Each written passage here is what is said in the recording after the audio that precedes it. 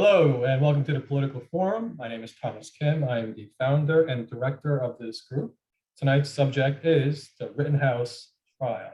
And the event's title is The State of Wisconsin versus Kyle Rittenhouse, the legal analysis. Here is the write-up from our meetup page. In wake of the jury verdict in the Rittenhouse trial, we will have a panel discussion for a legal analysis of the trial. We are delighted to announce a panel of esteemed legal experts, including some prominent criminal defense attorneys and legal scholars, in providing their analysis of the trial. We will then follow up with a Q&A from the audience. Here are some points that will be raised during the initial discussion with the panelists. First, what were the strengths and weaknesses of the merits of the legal arguments and theories advanced by the state and the defense? Additionally, which trial tactics and strategies did you find, or perhaps not find, persuasive? Then, did you find that the jury instructions to be straightforward or confusing? And there we're going to get into the lesser included charge element of it. Was the original selection of the jury and the process then used to subsequently narrow down to 12 final jurors fair? And that's the part dealing with use of Tumblr to pare down the jurors. Did you find that Judge Schroeder was fair and impartial? Which specific rulings did you agree or disagree with during the trial?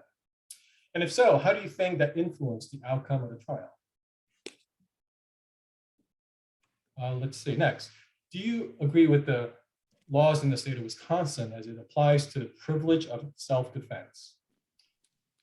Next, what is your reaction to the media's coverage of the trial?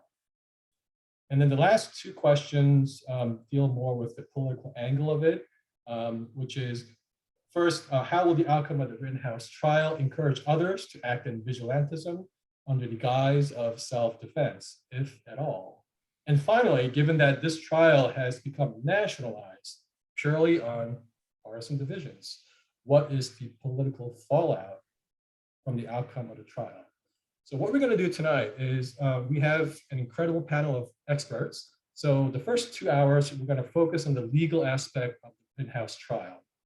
And then after the second hour, if you want to then talk about the political fallout, you can. But we just want to maximize everyone's expertise here. So if you could just save your questions or comments regarding the political fallout until the second hour, and then we'll have a further discussion about that. So let me go ahead and introduce to you our experts. First, we have Professor John Gross, who is a clinical associate professor of law at the University of Wisconsin Law School and director of the Public Defender Project. Professor Gross teaches courses in criminal law, criminal defense, and trial practice. He began his career as a staff attorney with the Legal Aid Society in New York City. After 8 years as a public defender, he joined the faculty of Syracuse University College of Law as a practitioner in practice, and subsequently became director of their criminal defense clinic. Professor Gross then joined the faculty at the University of Alabama School of Law, where he directed their criminal defense clinic for several years before joining the Defender Association of Philadelphia as their director of policy and practice, prior to joining the faculty at the University of Wisconsin Law School. His academic research focuses on the structure of indigent defense systems, criminal defense, and police policies and practices regarding the use of force. Good evening, Professor. Thanks for having me. Welcome. Next, we have attorney Jessa Nicholson Goetz, who is the founding partner of a boutique litigation firm based in Madison, Wisconsin. And she maintains a statewide criminal defense practice with a focus on violent felony defense, especially sensitive crimes such as sexual assault and child abuse. She graduated magna cum laude from the University of Michigan, Ann Arbor, and the University of Wisconsin Law School, graduating cum laude in 2006. She has been honored by the Wisconsin Association of Criminal Defense Lawyers as well as being awarded the Warrior Award for Outstanding Advocacy in Criminal Defense on 3 separate occasions by her local bar association. She currently serves on the executive committee of the board of the Wisconsin Association of Criminal Defense Lawyers, WACDL, as well as serving as the vice president to her local bar, which is the Dane County Criminal Defense Lawyers Association. In addition to her courtroom successes, Jessa is highly sought after as a teacher, speaker, commentator. She has been used as a legal expert by the New York Times, the New Yorker, the Wall Street Journal, NPR, the Associated Press, the Milwaukee Journal Sentinel, and the Wisconsin State Journal. She has also guest lectured at the University of Wisconsin Law School and Madison Area Technical College, where she teaches closing arguments. She has been designated as a super lawyer since year 2016. In her spare time, she enjoys spending time with her husband, daughter, and 2 rescue mutts who are named Avon Barkdale and Alibi. Good evening. Welcome. Good evening. Thanks for having me. I hope I do the UW Public Defender Project program justice, because I am a graduate of that. So very good. Next, we have Jami Floyd, who is the senior editor for Race and Justice Unit at the New York Public Radio. She is also the legal editor in the WNYC newsroom. She attended UC Berkeley Law School, where she served as an associate editor of the California Law Review, where she also published. You can follow Jami on Twitter and Instagram, and her handle is @Jami Floyd, which is Jami Floyd. Hello, Jami. Hi, and I want to get in on the Public Defender Club too, because that's how I started out as well. So a big shout out to the defenders in the room. Excellent. Last but not least is attorney Ali Homayouni, who is member of the New York and New Jersey bars, as well as a member of the Political Forum, this group. He practices criminal defense with a special emphasis on firearms law in the state of New Jersey. Prior to entering the world of criminal defense, he was a civil litigator, and his wide range of knowledge and interests include history, con law, and international affairs. Hello, Ali. Good evening. Excellent. Okay, so here's what we're going to do. We're going to turn it over to the panelists, and they're going to give us their initial reaction and overview of this trial. And then after that, we're just going to have spend the first hour amongst the panelists as I moderate the discussion. And then in the second hour, we will open it up for Q&A to everyone for legal aspect of this case. And then after the second hour, if you want to offer some commentaries or questions on the political fallout, then we'll do that. But the official event will actually end around at the end of second hour. So at this time, I'm going to turn it over to, let's start with Professor Goetz, your overall assessment of the trial. Well, I think the media coverage here obviously was intense. And this was a unique case where a great deal of what happened that night was caught on video by various parties who were there and other actors. And there was a lot of factual analysis about this case leading up to the trial, a lot of detailed news reports that stitched together the different videos to recreate what happened that night. And I think from my perspective, looking at all the evidence that was already out there, looking at the videos that were available and the timeline that had been set out, I was sort of waiting in the trial for the prosecution to show us something new. Because if they weren't able to show us something new, I thought they were going to have a very hard time disproving the claim of self-defense. And as the trial unfolded, there not only was there nothing new, there were prosecution witnesses who took the stand to describe how they thought Rittenhouse was in danger. And leading up to Mr. Grosskreutz saying when he was on the stand, he only shot me when I pointed my gun at him. And so I think the outcome here was predictable, although I understand why it was certainly frustrating for folks looking at this and not being familiar with the law of self-defense.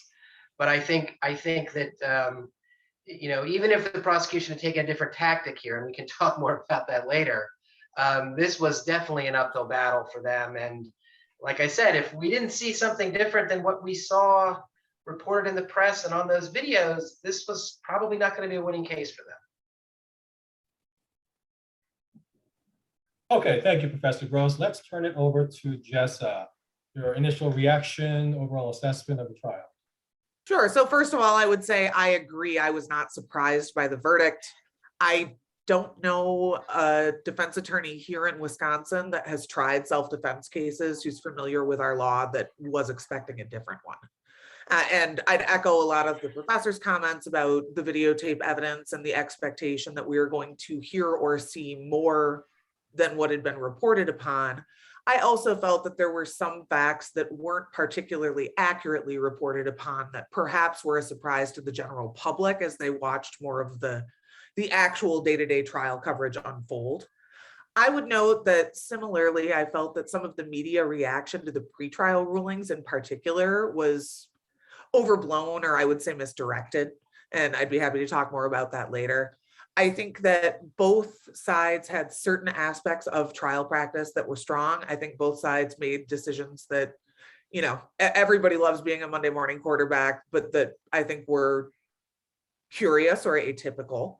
And I think that, again, while there is a lot that we can talk about with regard to if Wisconsin self-defense law looks like we want it to, as a matter of public policy, the verdict was a reasonable one, consistent with what the jury was asked to determine here. Okay, thank you, Jessa. Let's turn it over to Jami Floyd.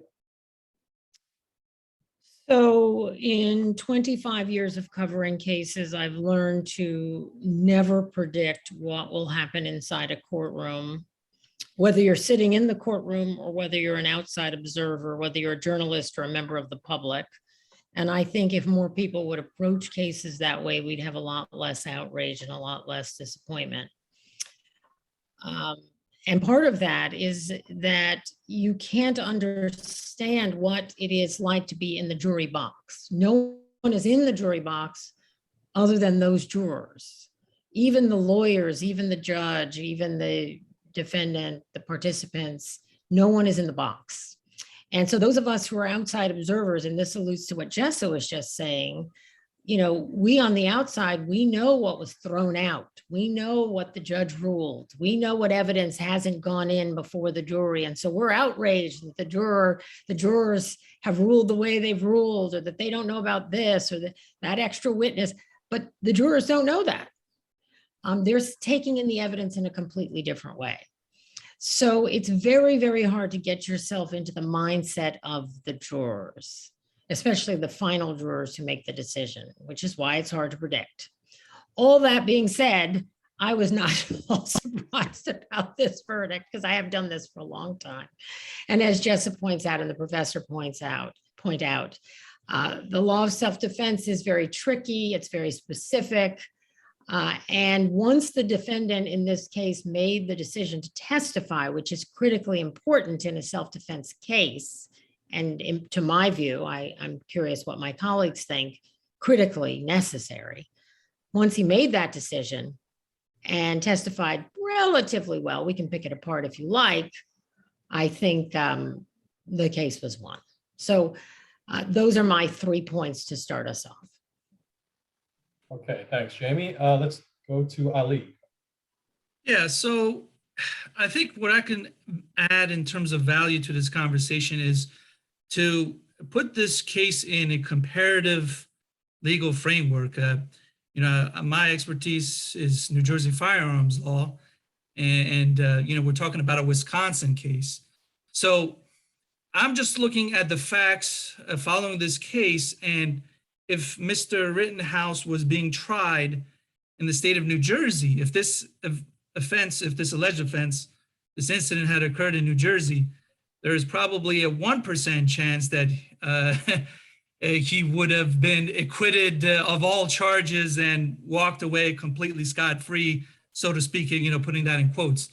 So, I mean, it just shows you the very different laws regarding firearms in this country that you could have a state like Wisconsin, which, has you stand your ground. There is no such similar doctrine outside the home in the state of New Jersey. And just the possession of the firearm possession charge would have by itself led to potentially decades of incarceration for Mr. Rittenhouse, whatever his purpose was, having that AR-15 outside his residence, which apparently was at a time in another state to begin with, and from my understanding. But I'm just telling you that this is a totally different worldview compared to where Wisconsin is currently regarding its firearms laws. Okay, thanks, Ali. So let me ask the first question to the panelists, because the privilege of self-defense is a critical element of this case. And perhaps for the benefit of our attendees who may not be familiar with different aspects of the doctrine of self-defense and kind of how this principle originated, can someone just kind of explain to us the source of how this doctrine came about and how it applies into different states? For instance, Wisconsin versus some other states. Anyone? Our panelists? Well, I'll take a crack at it, since I've been telling this to my law students over the last couple months. So, I mean, the doctrine of self-defense is very old. It goes all the way back to the common law, and it's pretty simple in its basic form. It says if somebody is attempting to cause you great bodily harm or death, you can use an equivalent level of force to defend yourself from that person. So the law has evolved in some specific ways. The law has always been that, or at least at the common law was that if before you use deadly force, you had the obligation to retreat unless you were in your home. So it was an acknowledgement that the law will give you the right to defend yourself, but if you have the opportunity to avoid using deadly force, you must take it, unless, again, you're in your home. We've seen the trend to completely reverse that with these so-called stand your ground laws. It's erasing hundreds of years of legal precedent for, in my opinion, no really good reason, other than apparently to encourage people to use firearms in public spaces. And under Wisconsin's law, we don't quite have a true stand your ground law, but what's required under Wisconsin law, and it's consistent with other states, is that overall the use of the force has to be deemed reasonable under all the circumstances. So a jury in Wisconsin could take into account somebody's ability to retreat from the situation, but they don't have to. The force just generally needs to be reasonable, and I think the one the privilege, the important thing to recognize about self-defense is, and Wisconsin is consistent with other states here as well, the defendant has to raise the issue in trial. They have to interject a claim somehow that they were acting in self-defense. But once they do that, the prosecution is required to disprove that they acted in self-defense beyond a reasonable doubt. And that can be very challenging for prosecutors to do. And the reason why the law is written that way is, let's forget about Kyle Rittenhouse for a moment. Let's think about a battered spouse who is by themselves in their home and is going to be attacked once again by their spouse, and they take a weapon and kill them. Well, in that situation, it seems entirely reasonable for the prosecution to have to disprove that they acted in self-defense beyond a reasonable doubt. And that's the way the law has always approached it when someone makes a claim of self-defense. So it's not difficult for the defendant to get the issue into the case, and then it falls on the prosecution to disprove it. And that was really going to be their challenge from the get-go. Just to follow up on that regarding self-defense, in comparison, again, I think it's key to see the differences here. In the state of New Jersey, there is no anticipatory self-defense with a weapon of any kind outside the home. So even in the case that the professor cited of, as an example, a battered wife who has been beaten by her husband. That particular individual, that wife, cannot carry a knife or any other kind of weapon outside the home, just in case if there's another confrontation with her husband / boyfriend, whoever it is that she knows from past experience has harmed her. In fact, in New Jersey Supreme Court case from 1990, State versus Kelly, that says exactly that anyone cannot anticipatorily defend themselves outside the home. They have to call law enforcement or try to retreat or whatnot, unless there's like somehow a knife on the ground that you found at the time that you're about to be attacked. You pick up that knife and defend yourself. Otherwise, you cannot bring a knife or any other weapon with you in anticipation of needing to defend yourself. Right, because if the knife's on the ground, then the self-defense arises in that moment. That's Yes, not in that moment, very limited time frame of spontaneously needing to defend yourself. But short of that spontaneity, you having a weapon on you, and if you are caught by law enforcement having such a weapon on you, then you're likely to be prosecuted for having that unlawful possession of that firearm or other weapon. I want to add, and I know, Jesse, you're going to come in with the Wisconsin law here, but I do want to add, because we're talking about the very important differences between and amongst states.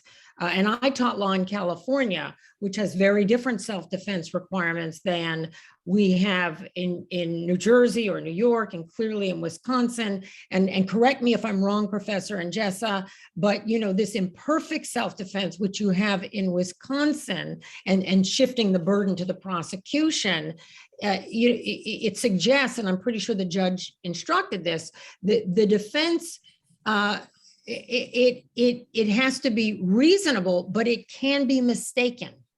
So even if you're mistaken, if you reasonably but truthfully believe that you are in danger of death or imminent bodily injury, you can respond with like force. And I just want to put on the table, and then I'll step back from this for now, and we can come back to it if you want to, Thomas. What is reasonable and mistaken for me might not be the same for you, depending on who I am, right?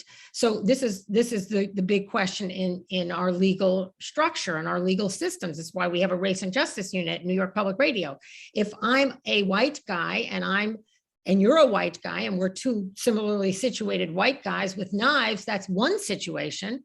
But if I'm a small, petite woman and you're a big guy, and I have a gun and you have a knife, well, that's a different situation. So the imperfect situation is quite different in a state like Wisconsin than it is in California, which leaves a lot less discretion on the table for the defendant and for the jury when deciding guilt or innocence around self-defense. Jessa, turning it over to you. Sure, and I'm going to quibble a little bit with the imperfect analysis, but I want to respond to Ali first, because one thing that I think was really misunderstood about Wisconsin law is we view open carry as lawful conduct. And there was this misdemeanor weapons charge, which frankly should have been dismissed months ago. As much as people don't like that, the way the statute was written, the barrel of the gun was longer than what was kind of contemplated to criminalize underage possession of a firearm. We could go into the nuance of that, but end of the day, open carry in Wisconsin is lawful conduct. We don't put an emphasis on if you're armed or not with regard to a self-defense evaluation. And in fact, I would suggest that can have the effect of, when you're a person who is exercising your choice to open carry, you're kind of elevating your own risk insofar as someone might reach for that weapon, and many Wisconsin juries are going to think that lethal force is a reasonable response to someone attempting to disarm you. Which is what happened here, right? So that was his defense. And so it's what people struggle with, I think, in understanding this is they're like, well, but he brought the gun. And so shouldn't that somehow be related to this outcome? And in Right. Wisconsin, it simply isn't. Right. The thing I would say about imperfect self-defense is you're completely correct about some, sincere but mistaken belief as a defense to first-degree intentional homicide in Wisconsin. Second degree is basically our conviction for imperfect acts of self-defense. That requires that the jury conclude that, it's an objective standard, or a reasonable person in the defendant's position would have acted with the same amount of force and would have felt that their life was in danger of, imminent bodily harm or death. And so we do have a distinction where someone could be convicted for subjectively believing that, but there being a failure of objective reasonableness. Alternatively, a jury could conclude that somebody both subjectively and objectively believed it, but they used too much force to respond to the threat. And those are kind of two ways that we end up with a second degree conviction. Disproportionate use of force. Correct. And I'm seeing the professor nod, and that of course makes me feel good. If I could just read an excerpt from the jury instructions about determining whether the beliefs of the defendant were reasonable. It says, quote, the standard is what a person of ordinary intelligence and prudence would have believed in the defendant's position under the circumstances that existed at the time of the alleged offense. So if we apply that black letter application of what a reasonable person is, I think in this instance, it would have been when the defendant was a 17-year-old person. Right. In that situation, based on his intelligence and his prudence, correct? Yes, and I think arguably it goes a little further than that. I think arguably the jury's asked to put themselves in the position of a 17-year-old boy who chose to take that gun down to Kenosha, and what he would be afraid of and what his reactions would be. And that's the real question about self-defense law, Jessa, that I have. I mean, look, I'm a, kind of a textualist. I'm afraid to even say in this room after the argument we had in the US Supreme Court today. But that's the question about self-defense law, because it does ask you to put yourself in the mind, or I guess I'm asking you, Jessa, does it ask you to put yourself in the mind of the 17-year-old kid who went down to Kenosha to, I don't know, protect the car lot, or is it just the objective, reasonable person? Well, and I would argue that this goes to Professor Gross's example at the outset of this, which is it is a reasonable person in that defendant's position. And there are some really good reasons for that, because a battered woman with a history of that abuse and knowing the cues that, her abuser exhibits before an attack is about to start, having a lack of resource to, social support or economic support, that person evaluates a threat differently than, say, an armed 17-year-old. I think it's appropriate for a jury to worry about that. But does that mean then that George Zimmerman is entitled to be more fearful? Now, I know we're in a different state, Florida, but is he then entitled to be more fearful of a young Black man than he would have been of a young white man? Well, it's one of my critiques about Wisconsin's self-defense law and practice is I think that it does provide some ability to ask yourself, what does the reasonable racist do? I'm not saying that's a pretty color for us, but I think the law allows for that. You knew where I was going. So the prosecution's strategy, it seemed like, based on the closing argument, is that although there is the privilege of self-defense, if you are the provoker, if you are the instigator, that privilege is no longer available. It seems like the jurors did not buy that argument. Can someone comment on that rationale? Well, I think this is the point really that frustrates people the most. And I understand why it does, because for many people, Mr. Rittenhouse's very presence there with that weapon is a provocation, right? And it used to be, I think this is a really interesting point to make, at some point in Wisconsin's history, if you were walking around with an AR-15, you might be arrested for something that is also a crime in New York called disorderly conduct.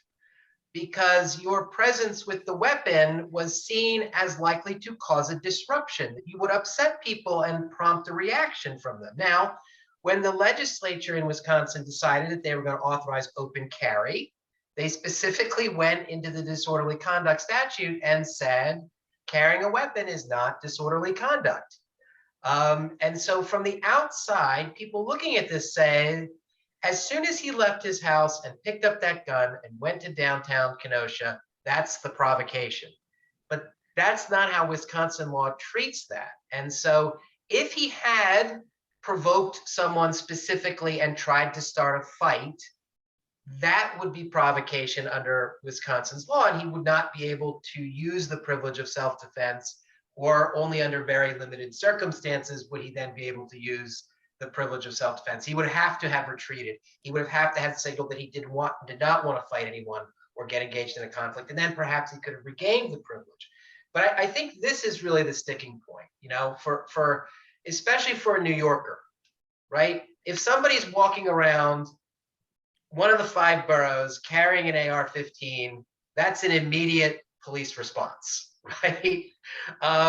There's no situation where that's justifiable, right? But in Wisconsin, certain parts of the state feel that that's entirely appropriate, and the legislature has created the space for someone to do exactly what Kyle Rittenhouse did, and the police can't intervene because of the open carry laws. So I think in some ways, yes, this case is very much about self-defense, but I think this case is also very much about the wisdom of having open carry laws, when for many people, the sight of men walking around with AR-15s strapped to their body is a provocation.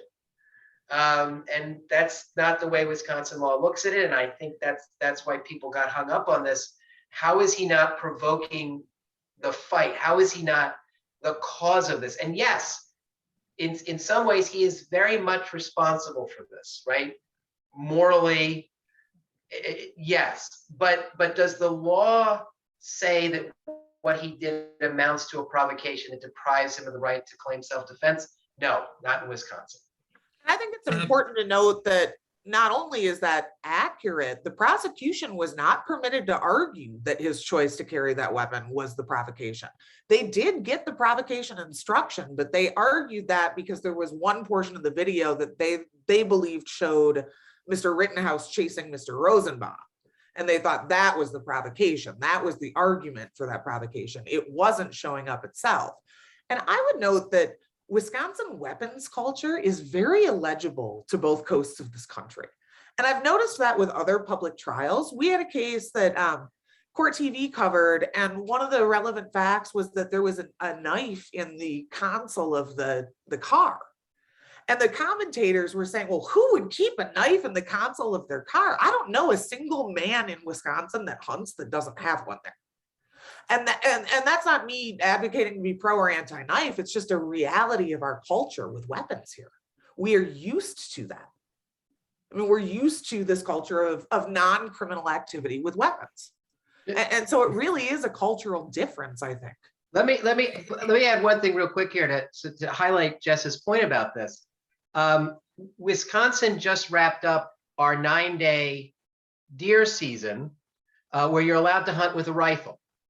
And in those 9 days, I don't know the final tally from Department of Environmental Conservation, but we're somewhere around 90,000 deer that were shot and killed in just over a week's time.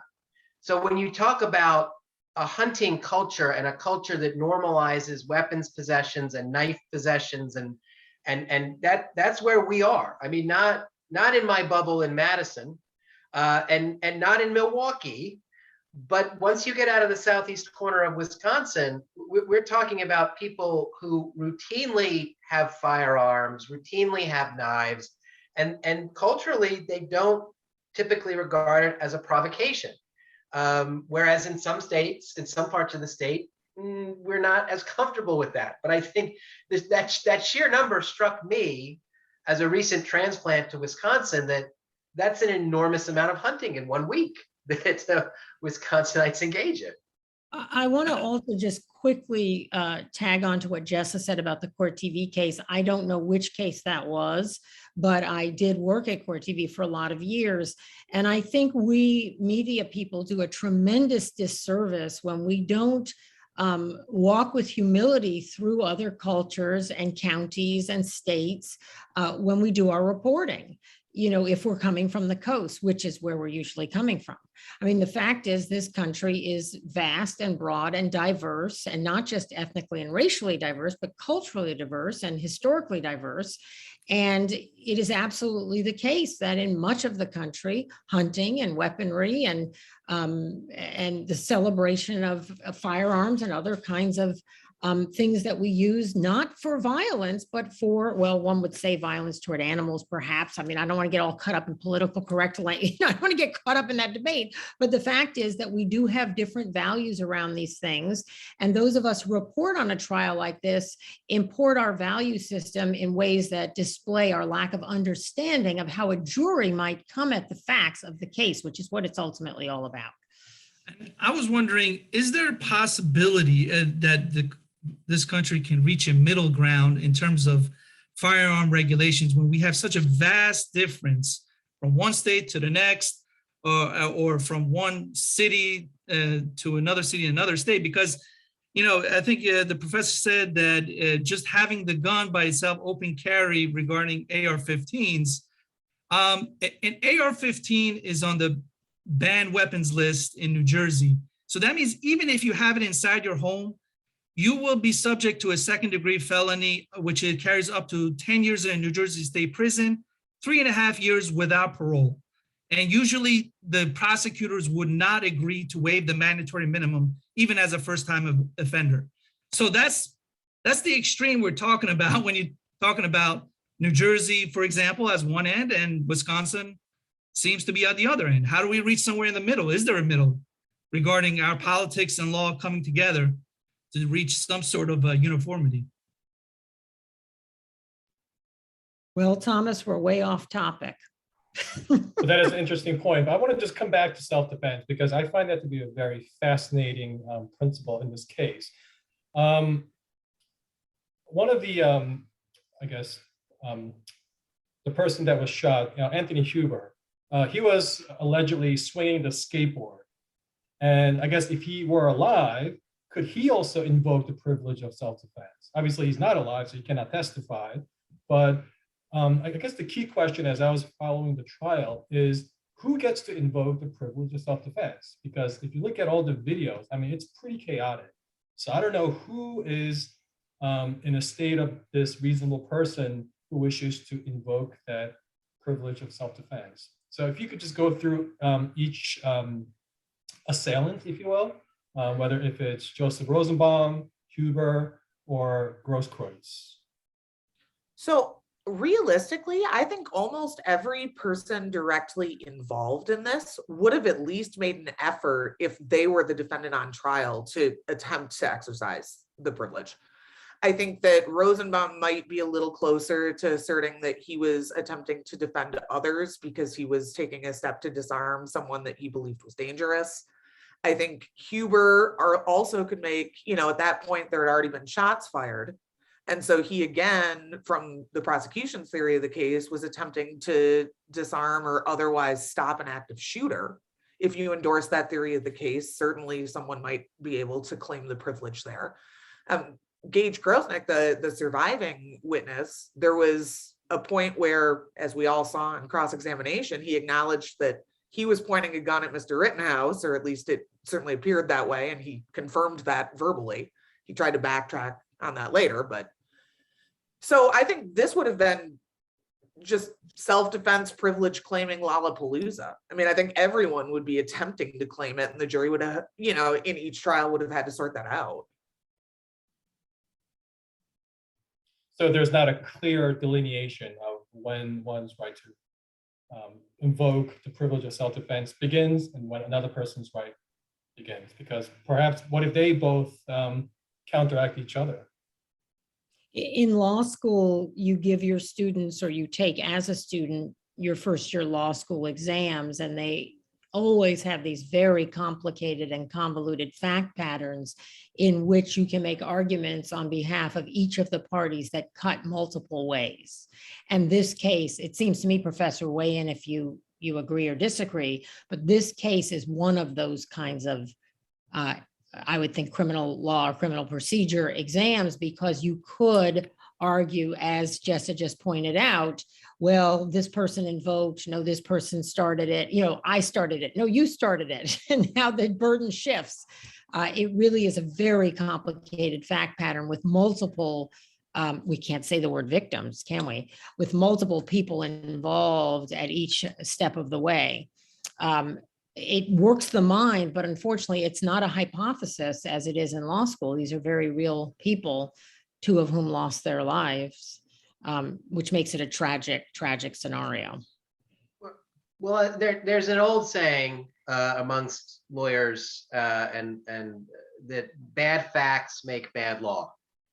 And occasionally, you have a situation where we ask ourselves, why didn't the law work in the way that we feel it should? And this is one of those cases where the factual pattern here is one that we hopefully never encounter again. I mean, this is a turbulent protest going on at night in Kenosha, where armed citizens, this sort of impromptu militia, as I would describe them, show up.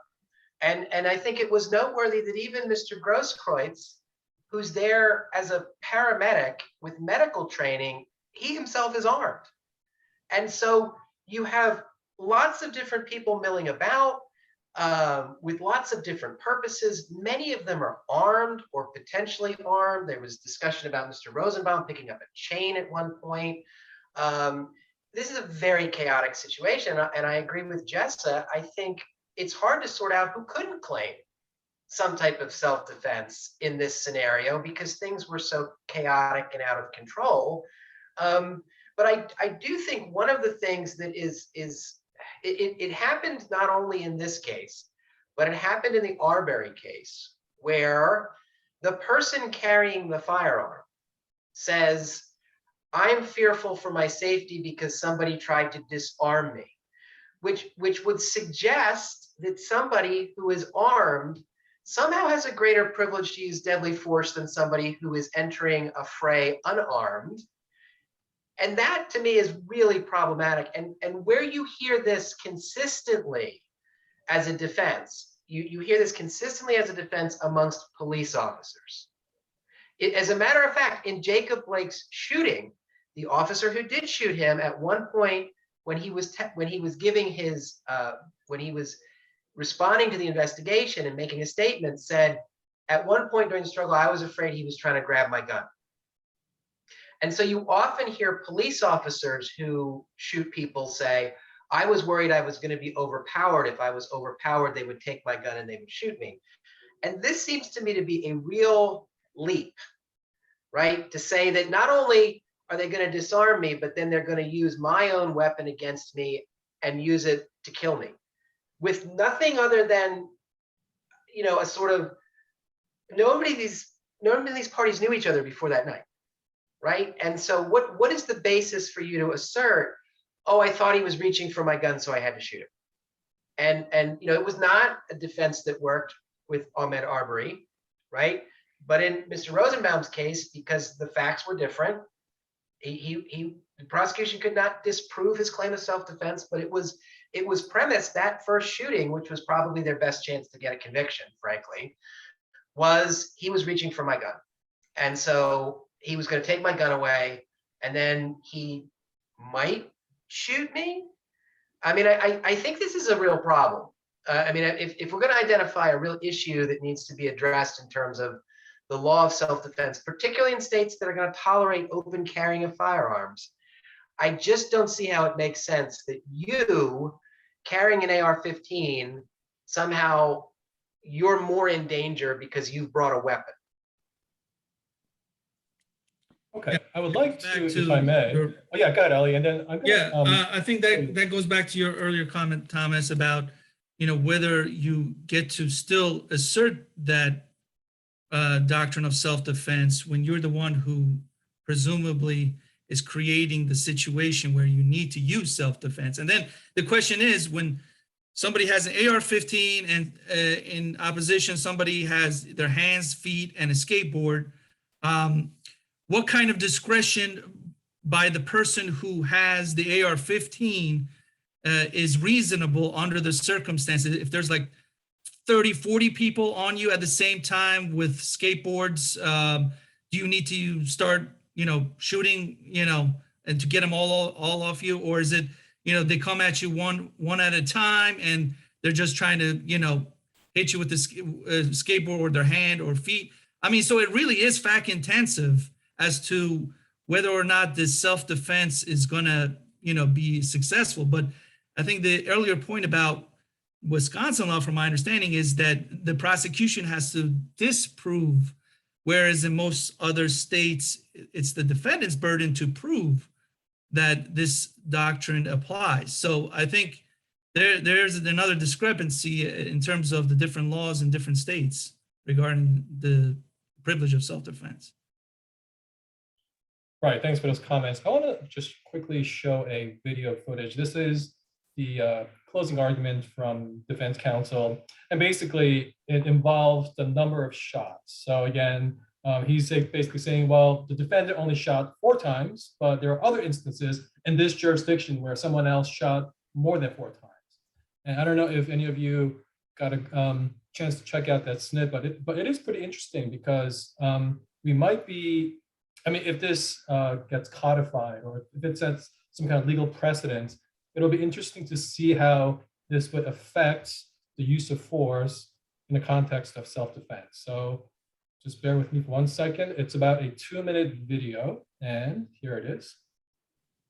And apologies in advance for the awkward silence.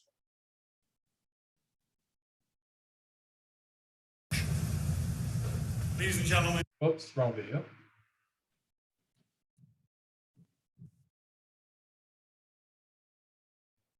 Apologies. There we go.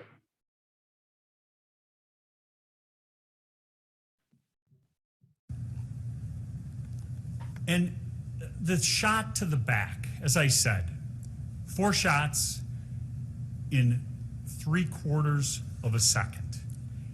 He's backing up, trying to stay away from him, shooting, and he shoots until the threat is immobilized.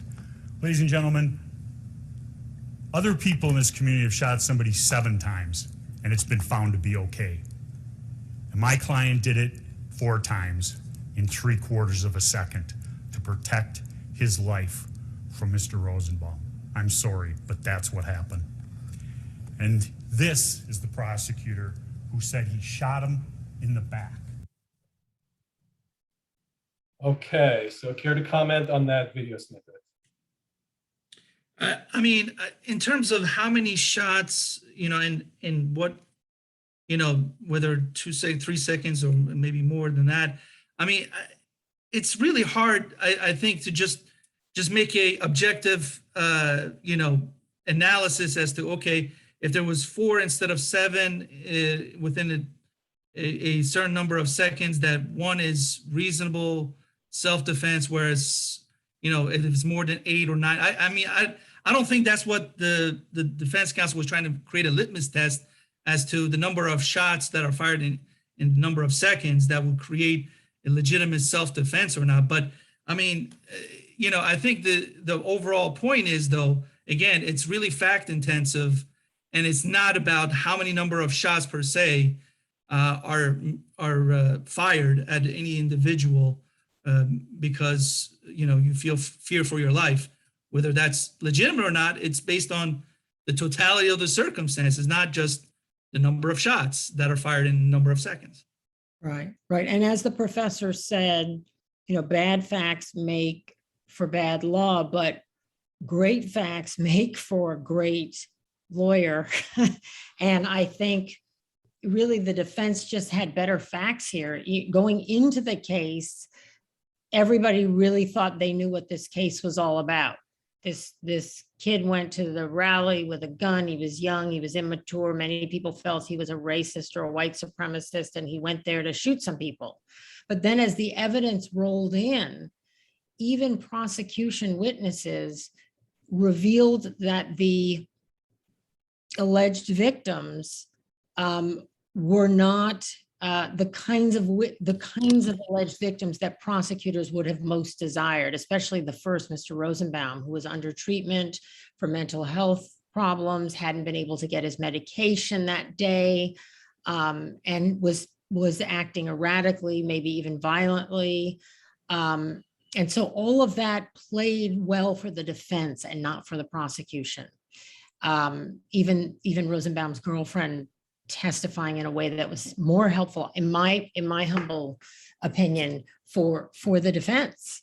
So the number of shots I thought was less impactful than the actual character draw of the alleged victims. Go ahead, Jessa. And Jami, one point I want to make to that end is that was a mess of the prosecution's own making, because his medication status and his mental health history was excluded in a motion in limine.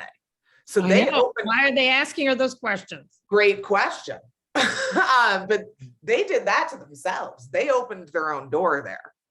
So that was one of several things, I think, in terms of witness prep that the prosecution could have done much better. She was a powerful witness, I thought, but not for the prosecution. Correct. Well, and Gage Grossman had a great direct, but then cross happened. And, yes, exactly. Usually you bring out some bad facts on direct to soften those blows, but instead they let him present as an A+ witness on direct and then be totally attacked on cross. Exactly. They could have presented him as a B witness on direct and maybe softened some of that. I thought those were strange strategic choices, but that was, that's just me.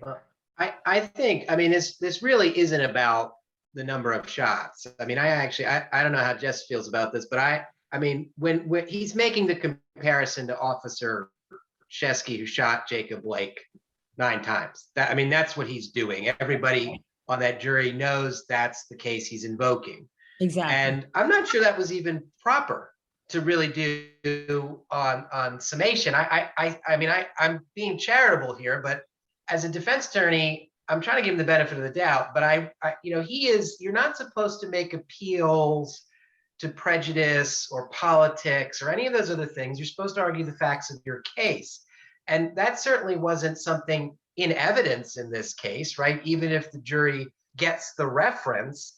And he's sort of making this false equivalency in the argument, saying, well, if a police officer can shoot someone, 9 times in self-defense, then why can't my client do it 3 or 4 times in self-defense in a few seconds? It's an argument that if I was the prosecutor, I might have stood up and objected and said that was not proper in terms of an argument. But again, is he tapping into some comparative view of what that group is he saying to the jury, look, if nobody brought charges against Officer Shesky for that shooting, you can't convict my client of this shooting, right? Because that doesn't match up. But the argument, when I heard it, I was a little taken aback by the argument. Well, and exactly, because it's not as though there was evidence about how many shots were fired and what conclusion was drawn by what person as a fact finder. That was never a trial. No jury, no community decided that. That was a discretion decision. That wasn't a jury. Can anyone just jump in, or is it going by raising hand? It's a very hard question, though, as you know, whether or not to jump up and object during a closing. So I guess they made the strategic call to sit on their hands. And of course, Judge Schroeder was not going to interject there. So it just went unchallenged. Yeah. Well, and I would note if I could, I'd just offer another little local point too. I had never fired a gun until I practiced law in Wisconsin. I learned to fire a gun before my first homicide case because I figured I should probably know something about the firearm that was in question. So I went through firearm safety here. That phrase that Mark Richards uses about he shot until the threat of force dissipated. That is a deliberate and particular reference to the way they teach you to handle firearms in Wisconsin. So he was speaking to his firearm owners on that jury. That phrase to me was very intentional on his part. He was hoping to trigger their memory of that training. So the next point that I had was whether if Judge Schroeder was fair and impartial. And given that this case had a national attention, it seems like you have half the country who would consider the outcome of the case, if it's not favorable, well, then everything is, improper, abuse of discretion, reversible error. And then the other half would say, oh, of course, this further confirms that the theories of the case that he or she had was correct. So I want to show you a quick video snippet. This deals with the dismissal of the weapons charge. I think that was count 6. And take a look at this video. It's about 2 minutes, I believe. And it almost has if you wanted to appeal anything out of this case, it would have been this moment. It's what I call the aw shucks moment by Judge Schroeder. Come take a look. There always was access to the Court of Appeals all along here. Well, I guess that's not fair for me to say because I was sitting on it. But so shame on me. But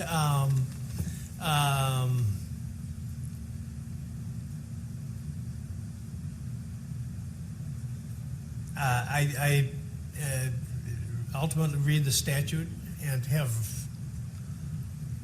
even when I ruled on the motion to dismiss, I was of the opinion that the statute was as interpreted by the defense, but there was not sufficient grounds to grant the motion to dismiss. Is the firearm here? No. Yes.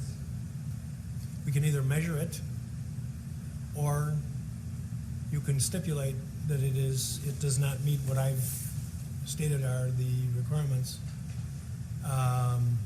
and if it is out of compliance. If the barrel length is less than 60 inches,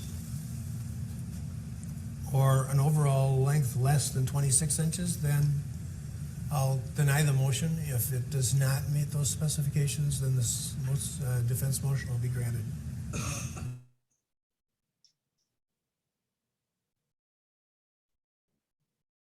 Is someone going to break that down for those of us who don't speak legalese?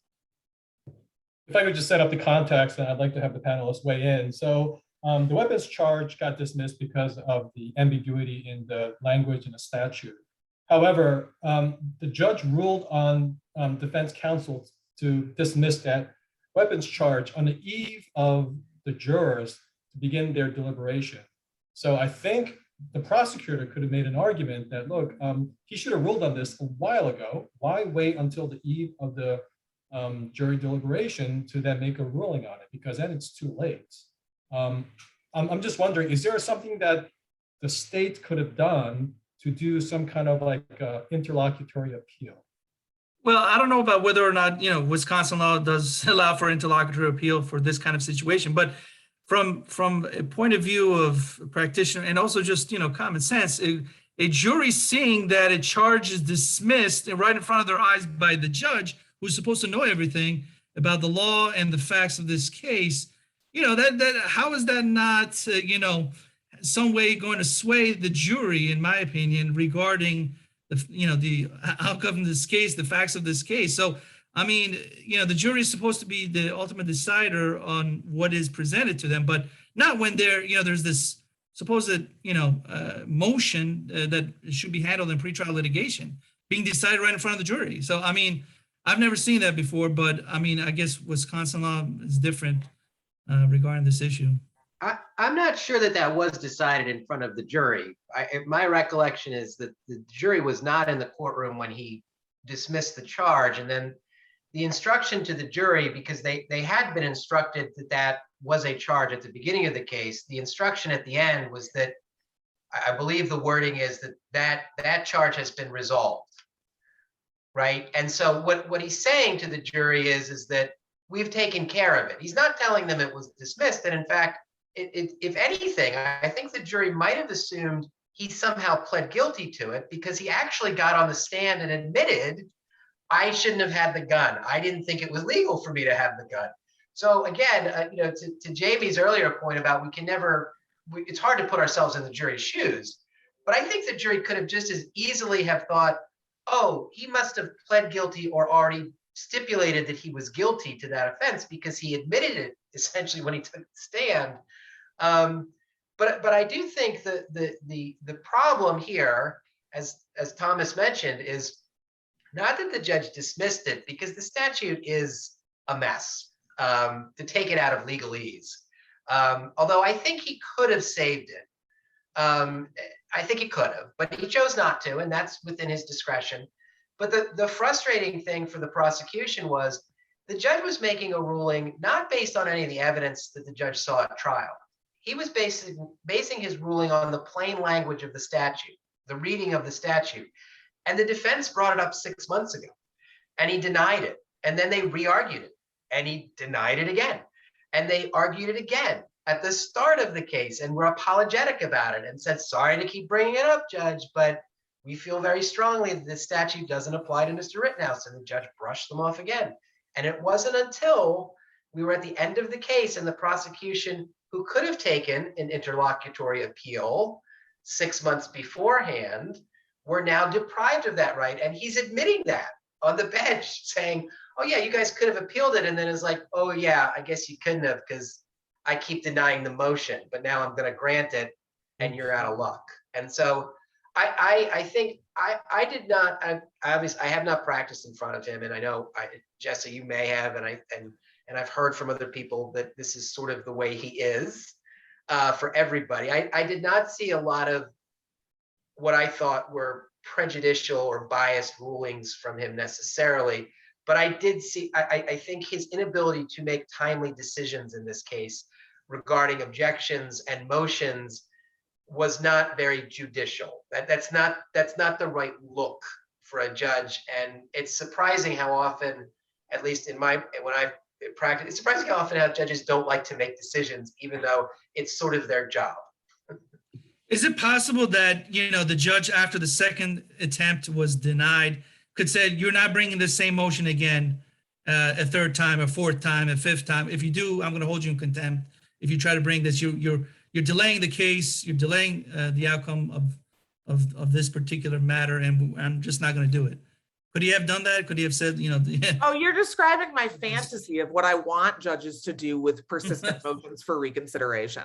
I wish he would. I wish they would. They don't, but I wish they would. Yes, they you know, judges could do that. They don't here, largely. And I do agree that the culture of this particular courtroom is that this judge likes to indicate, well, I have a bias towards denying your motion, but I'm going to hold it in abeyance. And I think he does that because he hopes lawyers are going to self-regulate, so he avoids making a ruling that could be appealable in the event of a conviction.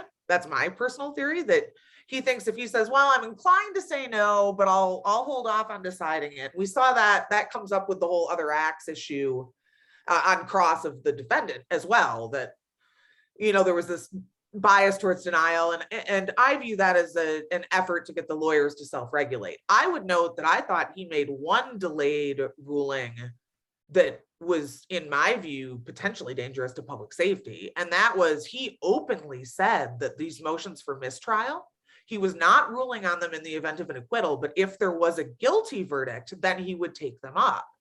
And whether or not there were grounds for those motions, we can have that conversation. The idea that America could watch a jury issue a guilty verdict and then have a judge take that verdict away made me very uncomfortable from a public safety standpoint. And, you know, I think there's an argument, I understand it, which is essentially benefits the defense in that they get their acquittal and it never comes up and they only have to deal with the ruling if there isn't one. But at the same time, if you truly believe that fundamental fairness and justice requires a mistrial, that jury shouldn't go to verdict in the first place. I mean, you know, that's just a fairness perspective. If I were the defense attorney, I'd be like, yeah, great, give me 2 kicks at the cat. You know, let it go this way. But from a citizen perspective, I thought that was problematic. So speaking of the other acts, that's the next segue into the video snippet that we're going to watch. And the context of this video is this: during the trial, a lot of it really comes down to what evidence gets to come in and what evidence does not come in. And some of these are based on prior or other acts. And certain acts are admissible, meaning they could ask those questions when the witness takes the stand. Other evidence are not admissible if it's things like propensity evidence. And there's a very heated exchange between the prosecutor and Judge Schroeder. This is what I call the "don't get brazen with me, simmer down now" moment. Take a look, it's about 3 minutes, but this is a key evidence that was not introduced or not admitted during trial. The context for this is about 15 days before the Kenosha incident. The defendant was at a CVS and he is recorded watching these, I guess, looters or vandals at the store. And he made a comment to the effect of, "Gee, I wish I had my AR-15. So then the issue came down to, I think it was during the motion in limine, can that evidence come in to then use it against the defendant? And the judge ruled, well, you'll get to see, but that's the context of this hearing here, the back and forth. And I do believe this was a key evidence that was excluded, which could have been, I think, dispositive to the outcome of the trial. So it's about a 3-minute video, and let's take a look now. Correct? I'm going to ask you to go into the library. AR-15 to protect someone's property, correct? I'm going to ask you to go into the library again for a moment, please. Please don't talk about the case.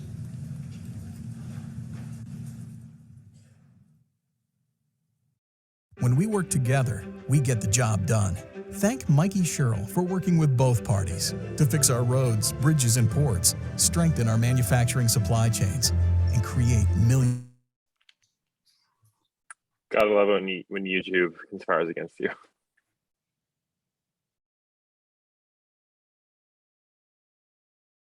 Sorry about that.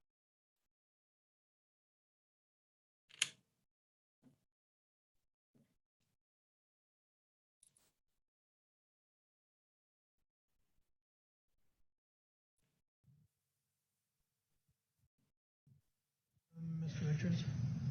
Your Honor, Mr. Bingard is either forgetting the court's rulings or attempting to provoke a mistrial in this matter.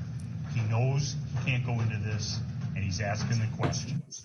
I ask the court to strongly admonish him, and the next time it happens, I'll be asking for a mistrial with prejudice. He's an Mr. Finger?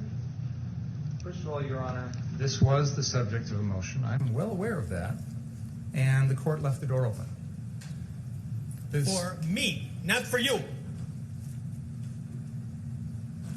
My understanding of You should have come and asked for reconsideration. You did on the one motion, and in fact, I granted your motion for reconsideration. That was not our motion.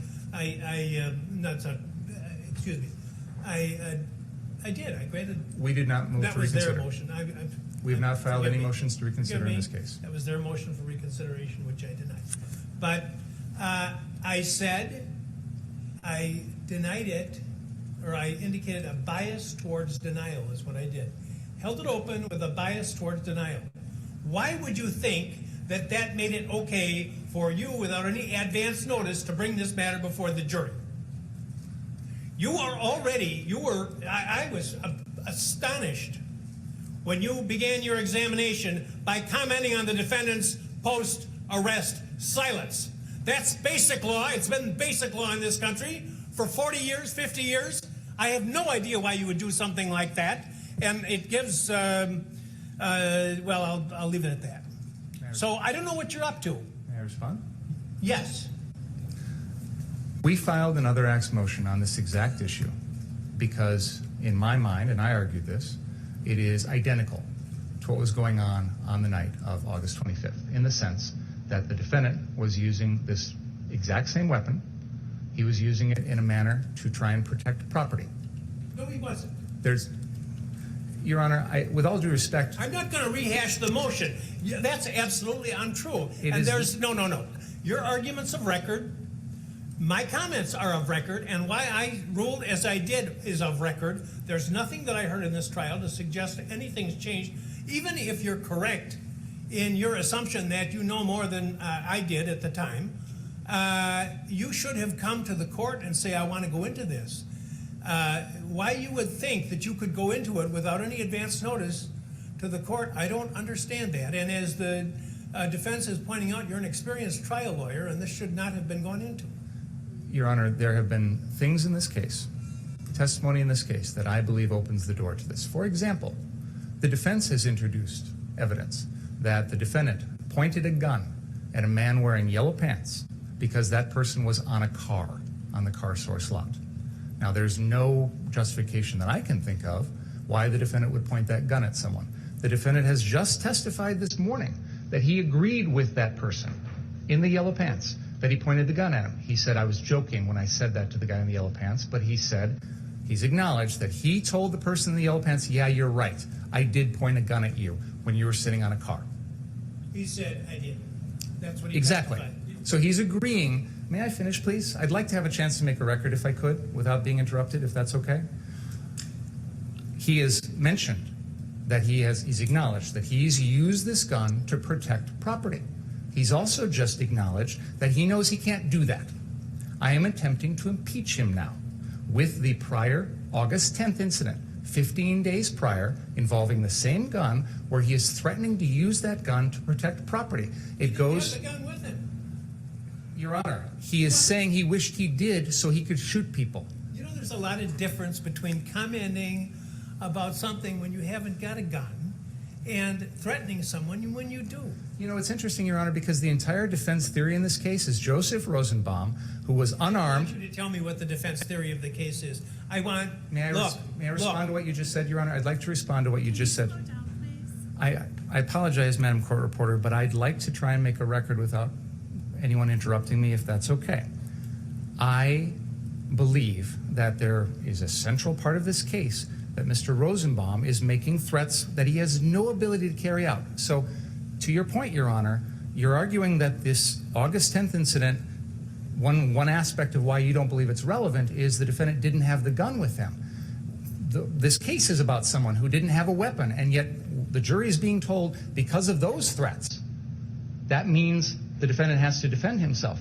So, with all due respect, Your Honor, mere verbal threats have already been shown to this jury and used as a basis for someone's subsequent actions.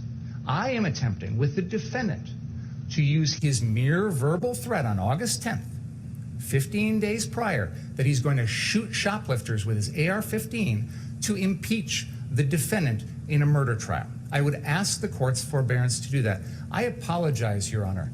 You're right. I probably should have brought this to your attention earlier. I may have misunderstood your ruling because I made that more relevant. You would admit it or at least consider it it's an admittance. I believe, based on the evidence that we've heard, and more specifically exactly what the defendant said earlier about admitting pointing a gun at someone who was merely jumping or sitting on a car, that the door is open now to this testimony. And I continue to believe that his state of mind, his intent, his belief as to self-defense is the core of this case. That was the basis for my motion. You were strongly inclined against it. I understand that. But now we're in the middle of trial, and there's been a lot of evidence that's come in that I think makes this relevant. So I'm attempting to impeach the defendant on his beliefs. I believe I'm entitled to impeach the defendant on his beliefs and on his statements. I'm going to interrupt you now because you're talking about his beliefs. I think that's what they call his statements too, Your Honor. Because he just said, can't use deadly force, can't threaten to use deadly force to protect property. So now I'm impeaching him on that. Your Honor, the court has seen no reason to change its ruling. And just so this record is clear, in spite of the lengthy statement by Mr. Binger, before we started today, the court specifically stated in Mr. Binger's presence, there's been nothing to have me change any of my rulings. There have been numerous occasions during this trial where they've opened the door. The one time when they're going into Mr. Rosenbaum's the reason he doesn't like guns, and I said something, I whispered in Mr. Krause's ear, it's because of the prior convictions. Please stop. And he did. He knows if you're going to go into something that's been excluded in a pretrial order, you better ask the court, you better get permission. This is ridiculous. It wasn't excluded, Your Honor. You know why it was excluded in the first place? Because it was propensity evidence. That is exactly what 90404 is designed to prevent. You're talking about his attitudes. His attitude is he wants to shoot people. Now, I've admitted that kind of evidence in other trials when it's been appropriate. I didn't admit it in this case because, to me, what I've heard in this trial, and by the way, Mr. Richards absolutely correctly points out that just hours ago, I said I had heard nothing in this trial to change any of my rulings. So why? Testimony, Your Honor. Pardon me? That was before the defense Don't testimony. get brazen with me. You.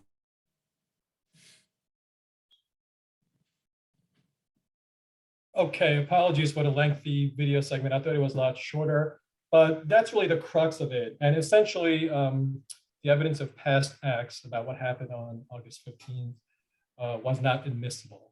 So any reactions or analysis? Well, I think regarding separate from whether the propensity issue, and whether it's just a state of mind, as the prosecutor is saying, about a future act that he was going to commit, which is supposedly an exception to the hearsay rule.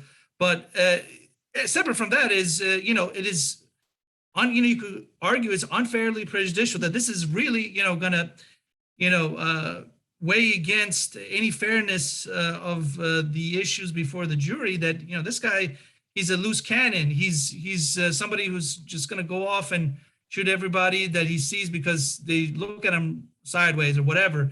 I mean, so I think in that sense that I could see the point that the defense is making, that this is highly prejudicial and inflammatory for a jury to see that kind of incident, irrespective of whether or not it's a valid exception to hearsay or it's propensity or whatnot. So I'm looking at it from that point of view.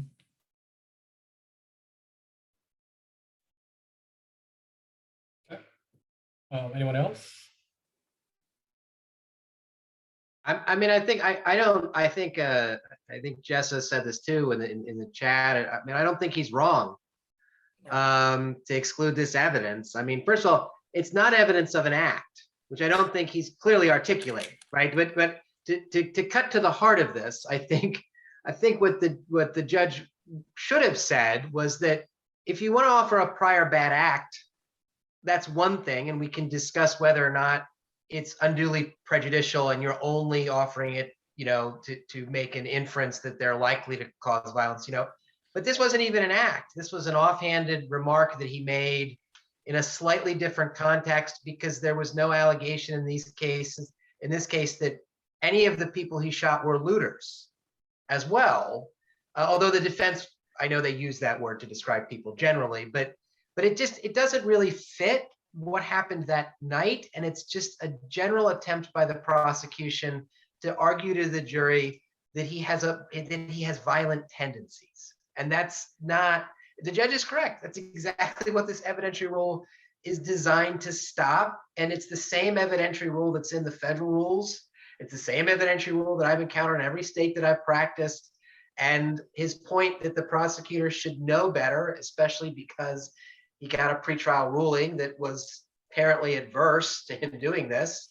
That's all well taken. And I think the defense was right to suggest that the prosecutor was trying to cross a line here a little bit, especially at this part in the trial where I think their presentation of the evidence on their direct case was weak. And I think at this point, they felt like they needed to do anything and everything that they could on cross-examination to try to secure a conviction. And so they did what they did. Well, and let's look at that. Okay. Is this seriously a conversation? Well, I was going to conclude that he had acted in perfect self-defense, but I heard that he was sitting in a car and suggested he might go get his, that he'd like to have his AR. So now I've decided he's a murderer. I mean, to me, that was about as effective as the line of questions about, do you play Call of Duty and other first-person shooter games? Sure, I guess we can conclude something about someone's violent tendencies from these comments and activities, but Does that really change the view of what happened that night?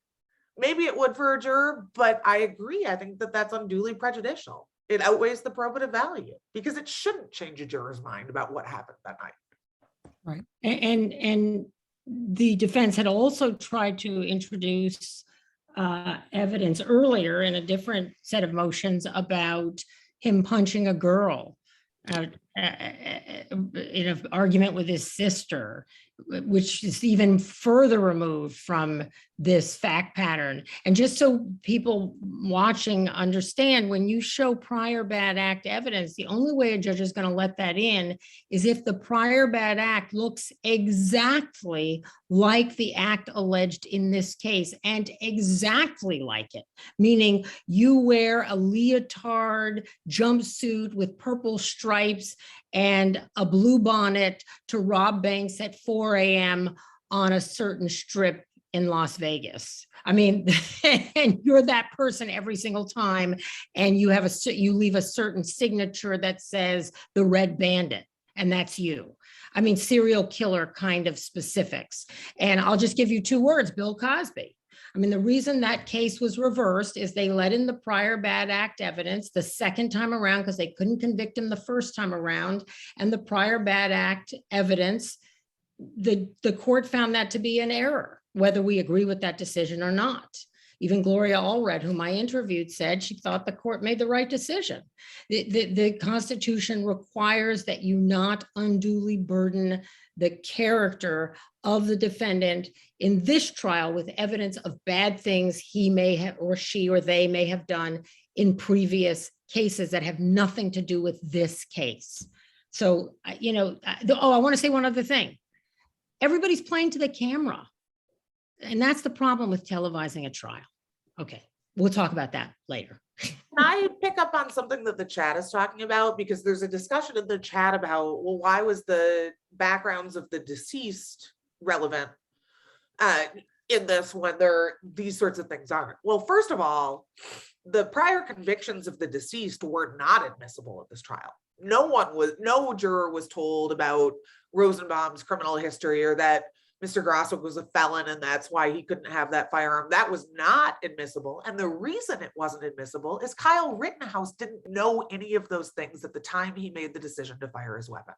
And if we're looking at whether that choice was reasonable, we have to look at the information available to him at the time. Does it make someone more likely to be violent that they have a sex crime conviction? We could talk about that. I wouldn't necessarily say that's true. Other people would. Regardless, it is unequivocally true that Kyle Rittenhouse didn't know that about Mr. Rosenbaum. So he couldn't have been influenced about that fact, and it isn't relevant to the determination about his reasonableness. Can someone, I'm sorry, because I asked this in the chat and no one responded. Can someone explain what is the difference between the judge saying that he is prejudicial to denying whatever that was, because I guess wasn't a motion, versus actually dismissing it? Because I am sorry if I tell you, well, I may not go, but then I don't go. Those are 2 different things. So someone can break that down and explain that. I would really appreciate that. So this goes back to my comments earlier about the judge's inability to make timely decisions in the case. And coupled with that was his tendency to think out loud. And that's another not so great judicial trait, to be indecisive coupled with sort of expressing your ideas, your unformed ideas about what to do in the case. And look, I actually think this is something that trial lawyers need to deal with, and nobody did in this case, right? If I was the defense attorney and a judge said to me, "Counsel, I'm inclined to deny the motion," my next response would be, "Well, Judge, I understand what your inclination is, but are you actually denying the motion?" Right? In order to make a good record on appeal, and in order to know what's coming next in the trial, you need to get a ruling from the judge that's clear and unequivocal. And both parties in this case were content to let the judge make indecipherable comments about what the status of a motion was, or what the ruling on evidence was going to be. And that's just sloppy lawyering, because because I've been in front of judges like that. I mean, I've been in plenty of judges who are reluctant to make a final decision because, as Jessa said, they kind of want the parties to work it out or hope it doesn't come back up and don't want to create an appellate issue. But when judges do that, you have to pin them down, because I need to know what's coming next, and I need to know what's the status of this motion that I'm making to exclude evidence for a mistrial. I mean, this is just something that good trial lawyers learn to do. And unfortunately, people don't get a lot of practice trying cases anymore. And so we don't often see the caliber of lawyering that I would expect from folks, even in high profile trials. And I think it just, is just beyond good learning. It just makes common sense that you need to know where you are on particular issues if this trial is going to have any structure and is not going to be unduly delayed going forward, instead of hashing, let me remember what I was inclined or not inclined, a couple of weeks ago about that motion. You're wasting time, but that it should have been already decided and moved on one way or the other, instead of let me try to remember what I was inclined towards deciding. So I totally understand that point. Well, and play out how that works in the event of a conviction and an appeal, right? So what happens is the defense attorney, the trial attorney says, well, I believed I was prohibited from going into that because the judge indicated that he was inclined towards denying my request to do so. I'm flipping facts here, but that, I thought I couldn't do it. And then the appeals lawyer on the other side is going to say, well, why would you think that? There was no ruling. Mm-hmm. You waived that issue. And then you go back and forth over whether or not that was or was not a ruling. Exactly. But then doesn't it make sense? Sorry, doesn't it make sense then that the trial attorney for the state brought that up because it wasn't an actual final, I'm actually going to rule against it. It was I may not, but I'm leaning more to may. Right. If you watch the video snippet, the prosecutor says, Your Honor, you left that door open. So now we're going to explore it because, this is going into the. I know I'm asking the attorneys on this because y'all have, actual experience and understand it more than we do. And would you, standing up there, believe, well, it makes sense for me to be able to bring it up because even though you claim to be biased in one way or the other, you never made an actual final decision?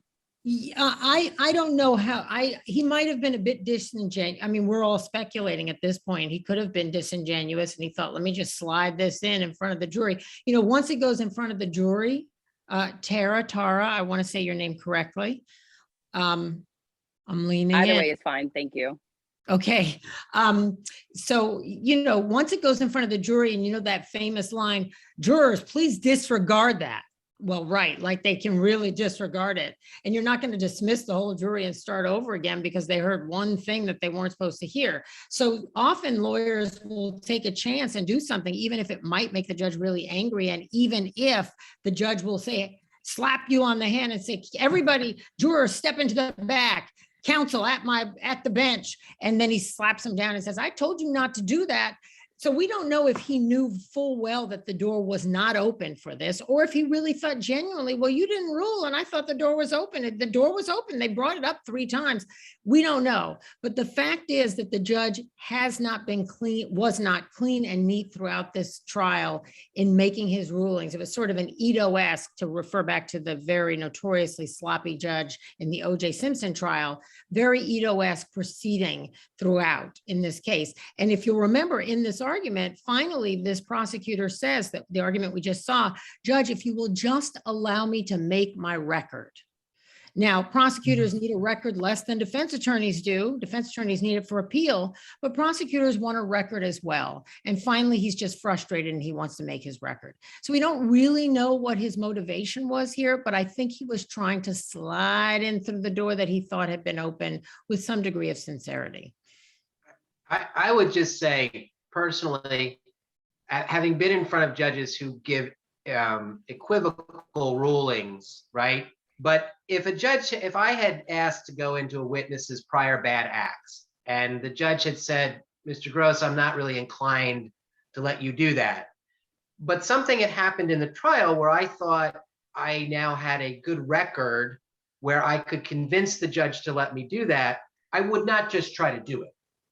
I would say, Judge, I want to revisit this without the witness being on the stand. Before I did my cross-examination, I would say to the judge, Judge, I want to revisit this issue. You said you were not inclined to let me do this earlier, but now, based on the testimony that you've heard, I want to make the argument that I should be allowed to ask about this prior bad act in front of the jury. And now I know for certain, because frankly, I also don't, I mean, the jury didn't get to hear the prosecutor get yelled at, but they did get to see his cross-examination get interrupted and they got sent out of the room, which strongly suggests he was doing something he wasn't supposed to do to them. Again, hard to know what juries think, but I would not like that optics. I don't like my cross-examination to be interrupted by an event like that.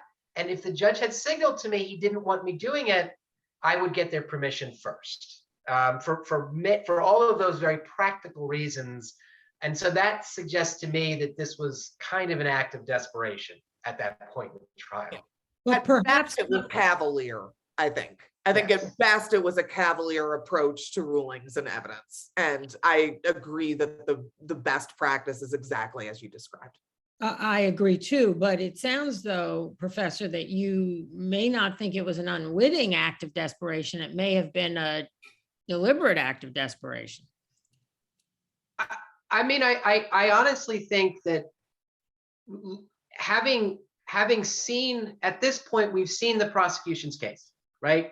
They've seen their witnesses be cross-examined. They know that they are highly unlikely to get a conviction at this point. And I think with that knowledge and with, as the judge points out, with the experience level of the prosecutor, with beginning the cross-examination, with trying to suggest to the jury that they should draw some inference from the fact that Mr. Rittenhouse chose to remain silent and didn't talk to police officers, which is completely inappropriate. And then following it up with seemingly ignoring the warning signs that the judge had given him that he did not want him to go in this direction and simply plowing ahead and asking those questions. I mean, I think it suggests that he thought he needed to do something fairly significant in terms of damaging Mr. Rittenhouse's credibility or his story on cross. And if he didn't accomplish that, that was going to be his last chance to turn the tide. So I think, yes, as trial lawyers, we all get very aggressive.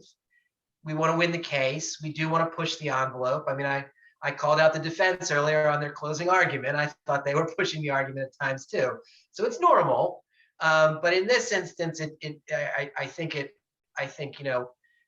there's a line from a case saying, well, lawyers are expected to strike hard blows but not foul blows in cases, and this one was coming close to maybe hitting a little below the belt. I think this was an example of the old adage that it's better to apologize than ask for permission. I think he knew that he was in a position that he needed to make a point, and he thought, well, it'll be better to apologize later and take the swing than to seek permission that I'm probably not going to get.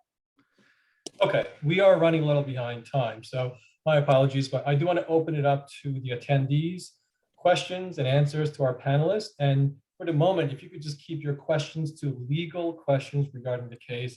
If you have any commentaries about the political fallout, we're going to save that for later.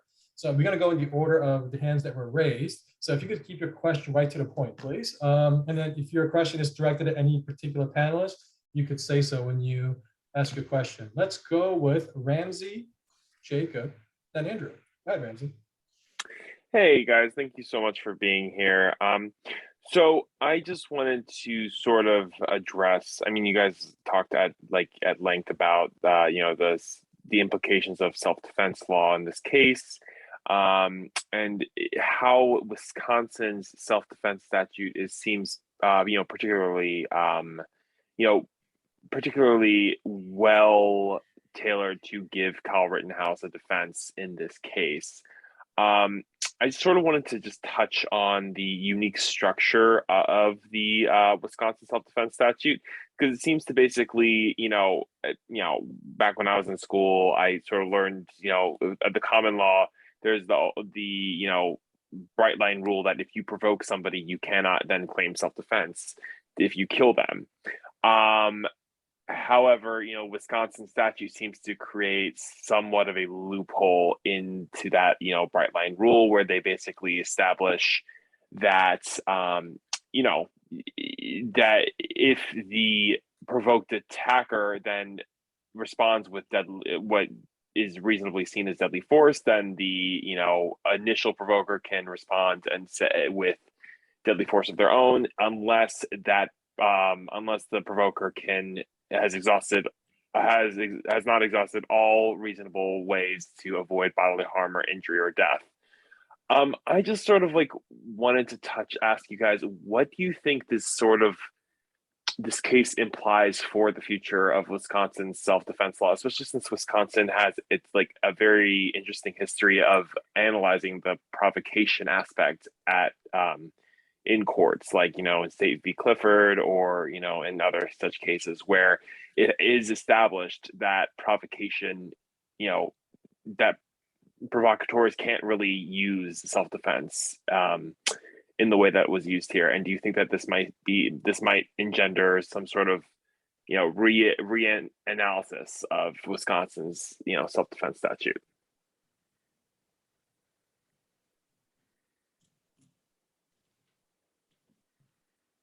Was that question directed at anyone in particular, Ramsey? Oh, no, this is basically for the panel. Okay. So I guess I would say this, and this is a little bit about the trends in Wisconsin, but I would note that I've been practicing for 16 years. We didn't have castle law doctrine until 2011. And we expanded even further with taking away this, you know, the duty to retreat and what people have been calling the stand your ground concept. This is not a long-rooted Wisconsin tradition in terms of our self-defense. These are rights that we've expanded fairly recently. And so I think that's a relevant consideration in terms of what do we expect for the future. The trend in the state, and I think the professor spoke about this as well. There was a case that went up to the Wisconsin Supreme Court, again, I want to say in 2012, 2013. It was a bunch of guys that walked into a Culver's open carrying, and they were convicted of DC, and they appealed up. I mean, again, this is a recent phenomenon here. I've tried homicides where I had to deal with duty to retreat, and I had to, you know, and those were homicides that happened in homes. So do I think that this is going to have an implication? I think the rest of the country is talking about how whack our self-defense laws are. But do I think it's going to change in Wisconsin? No, I don't. Well, and I would just add too, I mean, I don't think our self-defense law is really that out of step with the traditional law and the law as it stands in most states. I mean, I think this idea that once the defendant has raised the issue of self-defense, that it has to be disproven by the prosecution, that's a fairly standard component of self-defense law across the country. I think there's a couple states that are outliers, but generally speaking, that's the law in most of the US. And that was the element of this that played to Mr. Rittenhouse's advantage, because the surroundings were so chaotic, and there was an argument to be made that Mr. Rosenbaum was perhaps charging at him. He was being struck in the head by Mr. Haber with his skateboard. Other people were kicking him, and Mr. Grosskreutz was pulling a gun on him. I mean, this inability of the prosecution to disprove that he was acting in self-defense was the key to his acquittal. I think Wisconsin, as Jessa pointed out, Wisconsin has started to expand things like open carry. They attempted to write a sort of stand your ground law, but thankfully the way it's been interpreted by our jury instruction committee has been to limit that and again say that overall, while there's no specific duty to retreat in Wisconsin, the force still has to be reasonable. And so there's still an instruction about considering whether or not someone should retreat. So, I mean, we really aren't that much of an outlier here, I think, in a lot of ways, but certainly, you know, places like Florida and other states that have wholeheartedly embraced these stand your ground laws. I mean, when you couple a stand your ground law with open carry, You are asking for trouble. You are asking for an event like we saw in Kenosha. Yeah, and if I could just ask like a quick follow-up. Ramsey, sorry, we have, sorry. Sorry, Ramsey, just if I could get to the next questioner, but we will come back if there's time left. So sorry about that. Let's go to Jacob, Andrew, then Marty. And again, legal questions to our panelists, and if you could keep your questions right to your point because we're running out of time.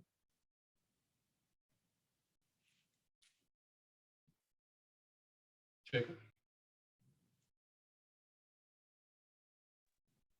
Okay, Jacob, you are muted. Yeah, you don't have to mute me. I can mute myself here. Do any of the panelists think that this guy should have been convicted of either manslaughter or something else? And why? We don't have a manslaughter statute. So that's not an available crime to convict him of here. The closest So nobody thinks he's.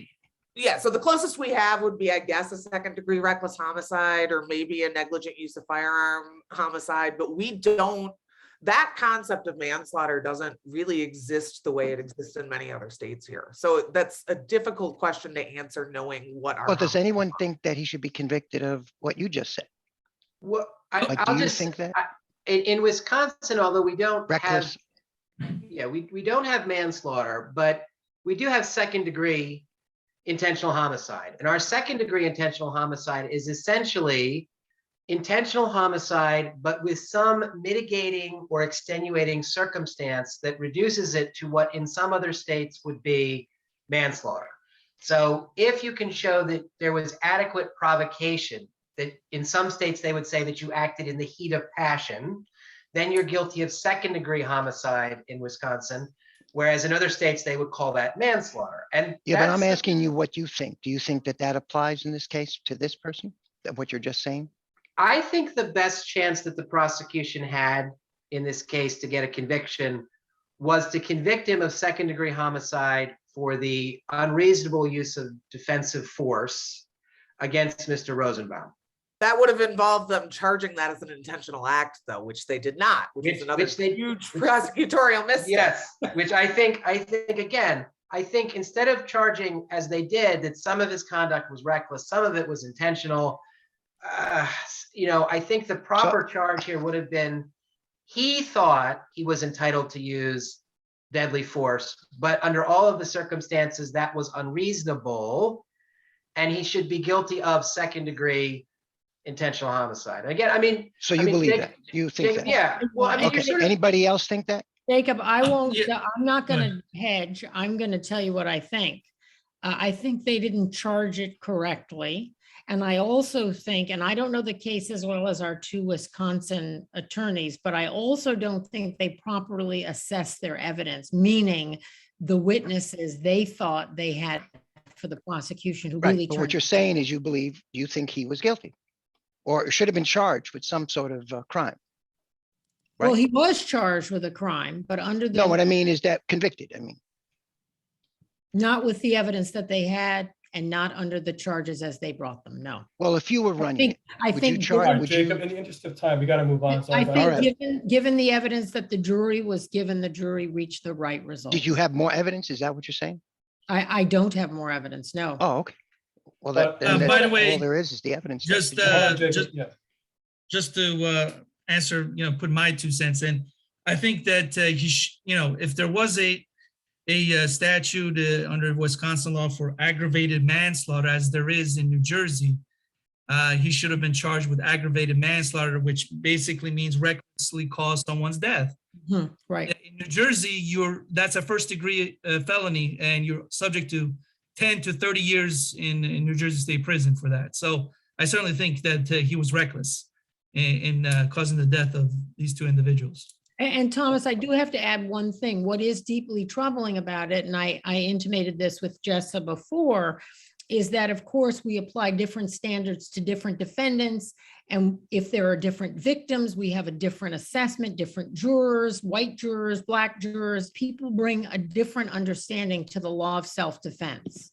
If he had been a black man wielding this gun, it would have been a different outcome. And I am absolutely certain about that. I have no doubt about it, because our understanding of who's afraid and who's entitled to be afraid and who's entitled to fire when they're afraid, it's different in America depending on who the defendant is. So that's the real troubling thing about the way our system of justice works, even though I believe in it because it's the best system in the world, but it's still terribly, terribly distorted and broken. Okay, let's go to the next question. It will be Andrew, followed by Marty. Go ahead, Andrew. Oops. Hey, how's it going? Yeah, I don't speak too much. I don't really understand the lawyer stuff all that well. I guess in terms of this case, with Kyle, the only issue I wish they could have gone more in terms of with him is like, if we're taking the mindset of Kyle and what he was thinking, what would entice Kyle to go from another state to get involved with a protest? And I'm when I first like had the whole situation down from this event, I'm thinking like maybe they would have had a better shot if they involved Kyle bringing his gun from one state to another, being him not being a resident of the state he went to be involved with the protest with his gun. I was just wondering if the case would have been more successful if they tried to go on that route in terms of Kyle coming over from another state to Wisconsin to involve himself into the protest. And also another thing real quick, in terms of Kyle there, couldn't there be a stance of like self-defense in terms of the public seeing Kyle as a threat, because he himself was pretty much carrying a gun in public, and people thought he could have been much more of a threat if he was using that gun for ill will, especially in terms of a protest. And this is just for the general panel and what their thoughts about it. But I really enjoyed the session. It was really good because this whole thing has been like a total, like, excuse my language, a shit show, especially with the news media representation of it. So thanks for trying to explain it.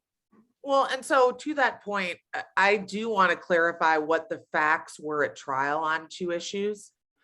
There was no evidence that that gun ever left the state of Wisconsin. That's something that was really widely reported, and there just wasn't evidence to support that the gun crossed state lines. The uncontroverted evidence was that it was in Kenosha the whole time. The second point that I'd make is— So really quick, sorry. So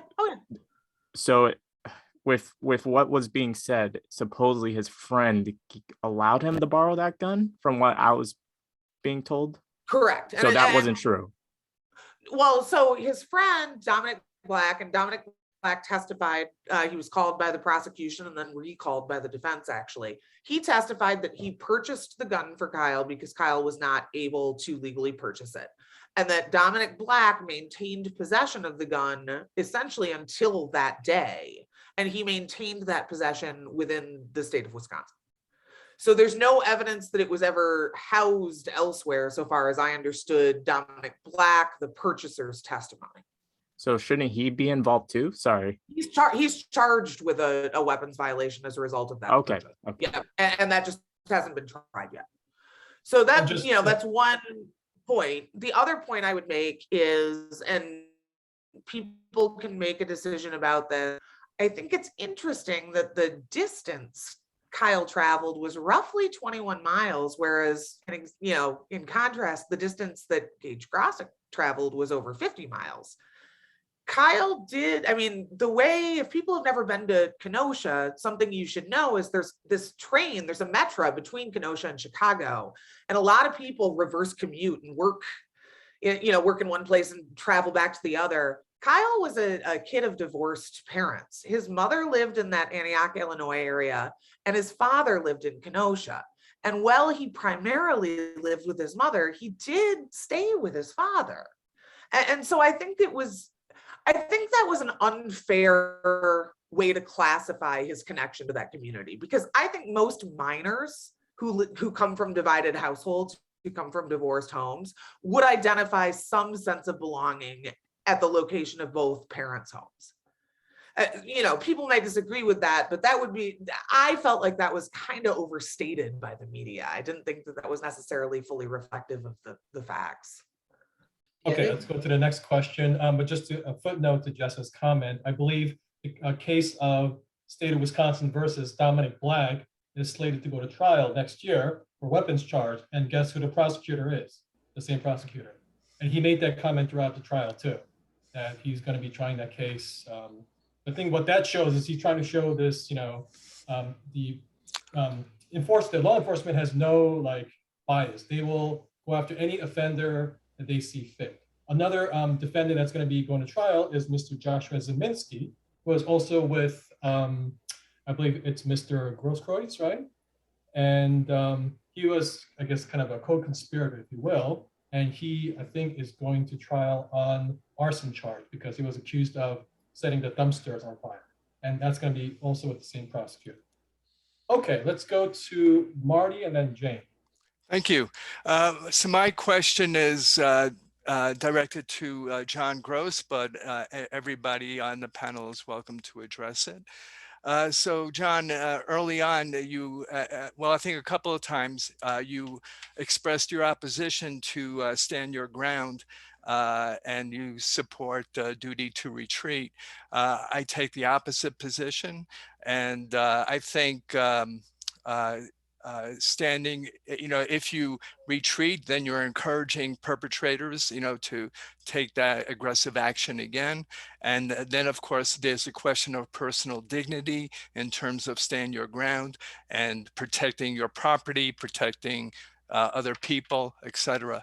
And I'm interested in hearing the logic behind your position. Thank you. Well, I think the position that I take is the one that the law has recognized for hundreds of years, which is that we want to avoid taking a life whenever possible.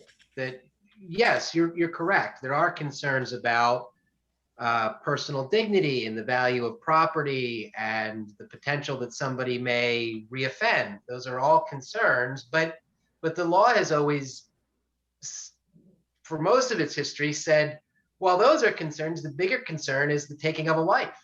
And we can always arrest someone later. You can always replace property. The law in Wisconsin is despite the fact that Mr. Rittenhouse and some of these other folks were saying they were going to protect property, and they talked about this quite a bit at trial, the law is that you can't use deadly force to protect property. I may be upset if somebody is smashing the window of my car, but the law has traditionally said I'm not allowed to shoot them over it, and I have car insurance, and I can call the police. And so I understand, I understand the concerns of people who feel that there should be some space with which to act and not be required to retreat. But I think at the end of the day, it's a priority to try to preserve life. And so the idea of allowing someone to shoot another person over property or to shoot someone when you have the ability to easily withdraw without putting yourself in any more danger, the law has generally said you need to do that. And I don't think that's a bad choice personally, but I understand other folks differ. Right. I live in Colorado, and we do have a stand your ground law, as well as make your day, make my day law, which I love, castle law, protect. But in terms of, that the perpetrator could always be arrested, isn't it true that most perpetrators get away with their crime? Well, this gets into some difficult statistical reporting because we have to figure out what police clearance rates are, which is how many times they make an arrest when there's a complaint. Then we have to figure out, of those arrests, how many people are actually convicted. And then we will also have to figure out how many people don't call the police when they're victims of crimes. And so you may very well be right, Marty, that many people commit crimes and are not held responsible for them. But many of those crimes might be petty, they might be property crimes. And so, again, of course, there's a concern about preventing people from recidivating and committing more crimes. Yes, of course. But again, the law has always said, look, taking a life is such an extreme thing that we want to really reserve that for instances when the person who's taking that life is genuinely in fear for their safety and has little or no other options but to take the other person's life. And so, that's the traditional viewpoint. I still subscribe to it. And I know folks in Colorado might feel differently. I have some relatives in Idaho who feel differently. Right. Right. Well, Thank you. Does anybody else want to weigh in on the panel? I was just going to say, I think it's relevant that Wisconsin's not a death penalty state.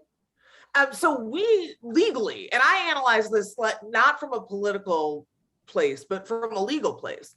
Legally, to me, if the state can't execute someone after there's been a total process where there's been a trial with a defense attorney and constitutional protections, if we could never execute someone for committing a property crime, even when we had been assured that they were afforded every process, why should we think it's okay to allow citizens to make that decision without any process about a property crime? I think that's a very dangerous idea.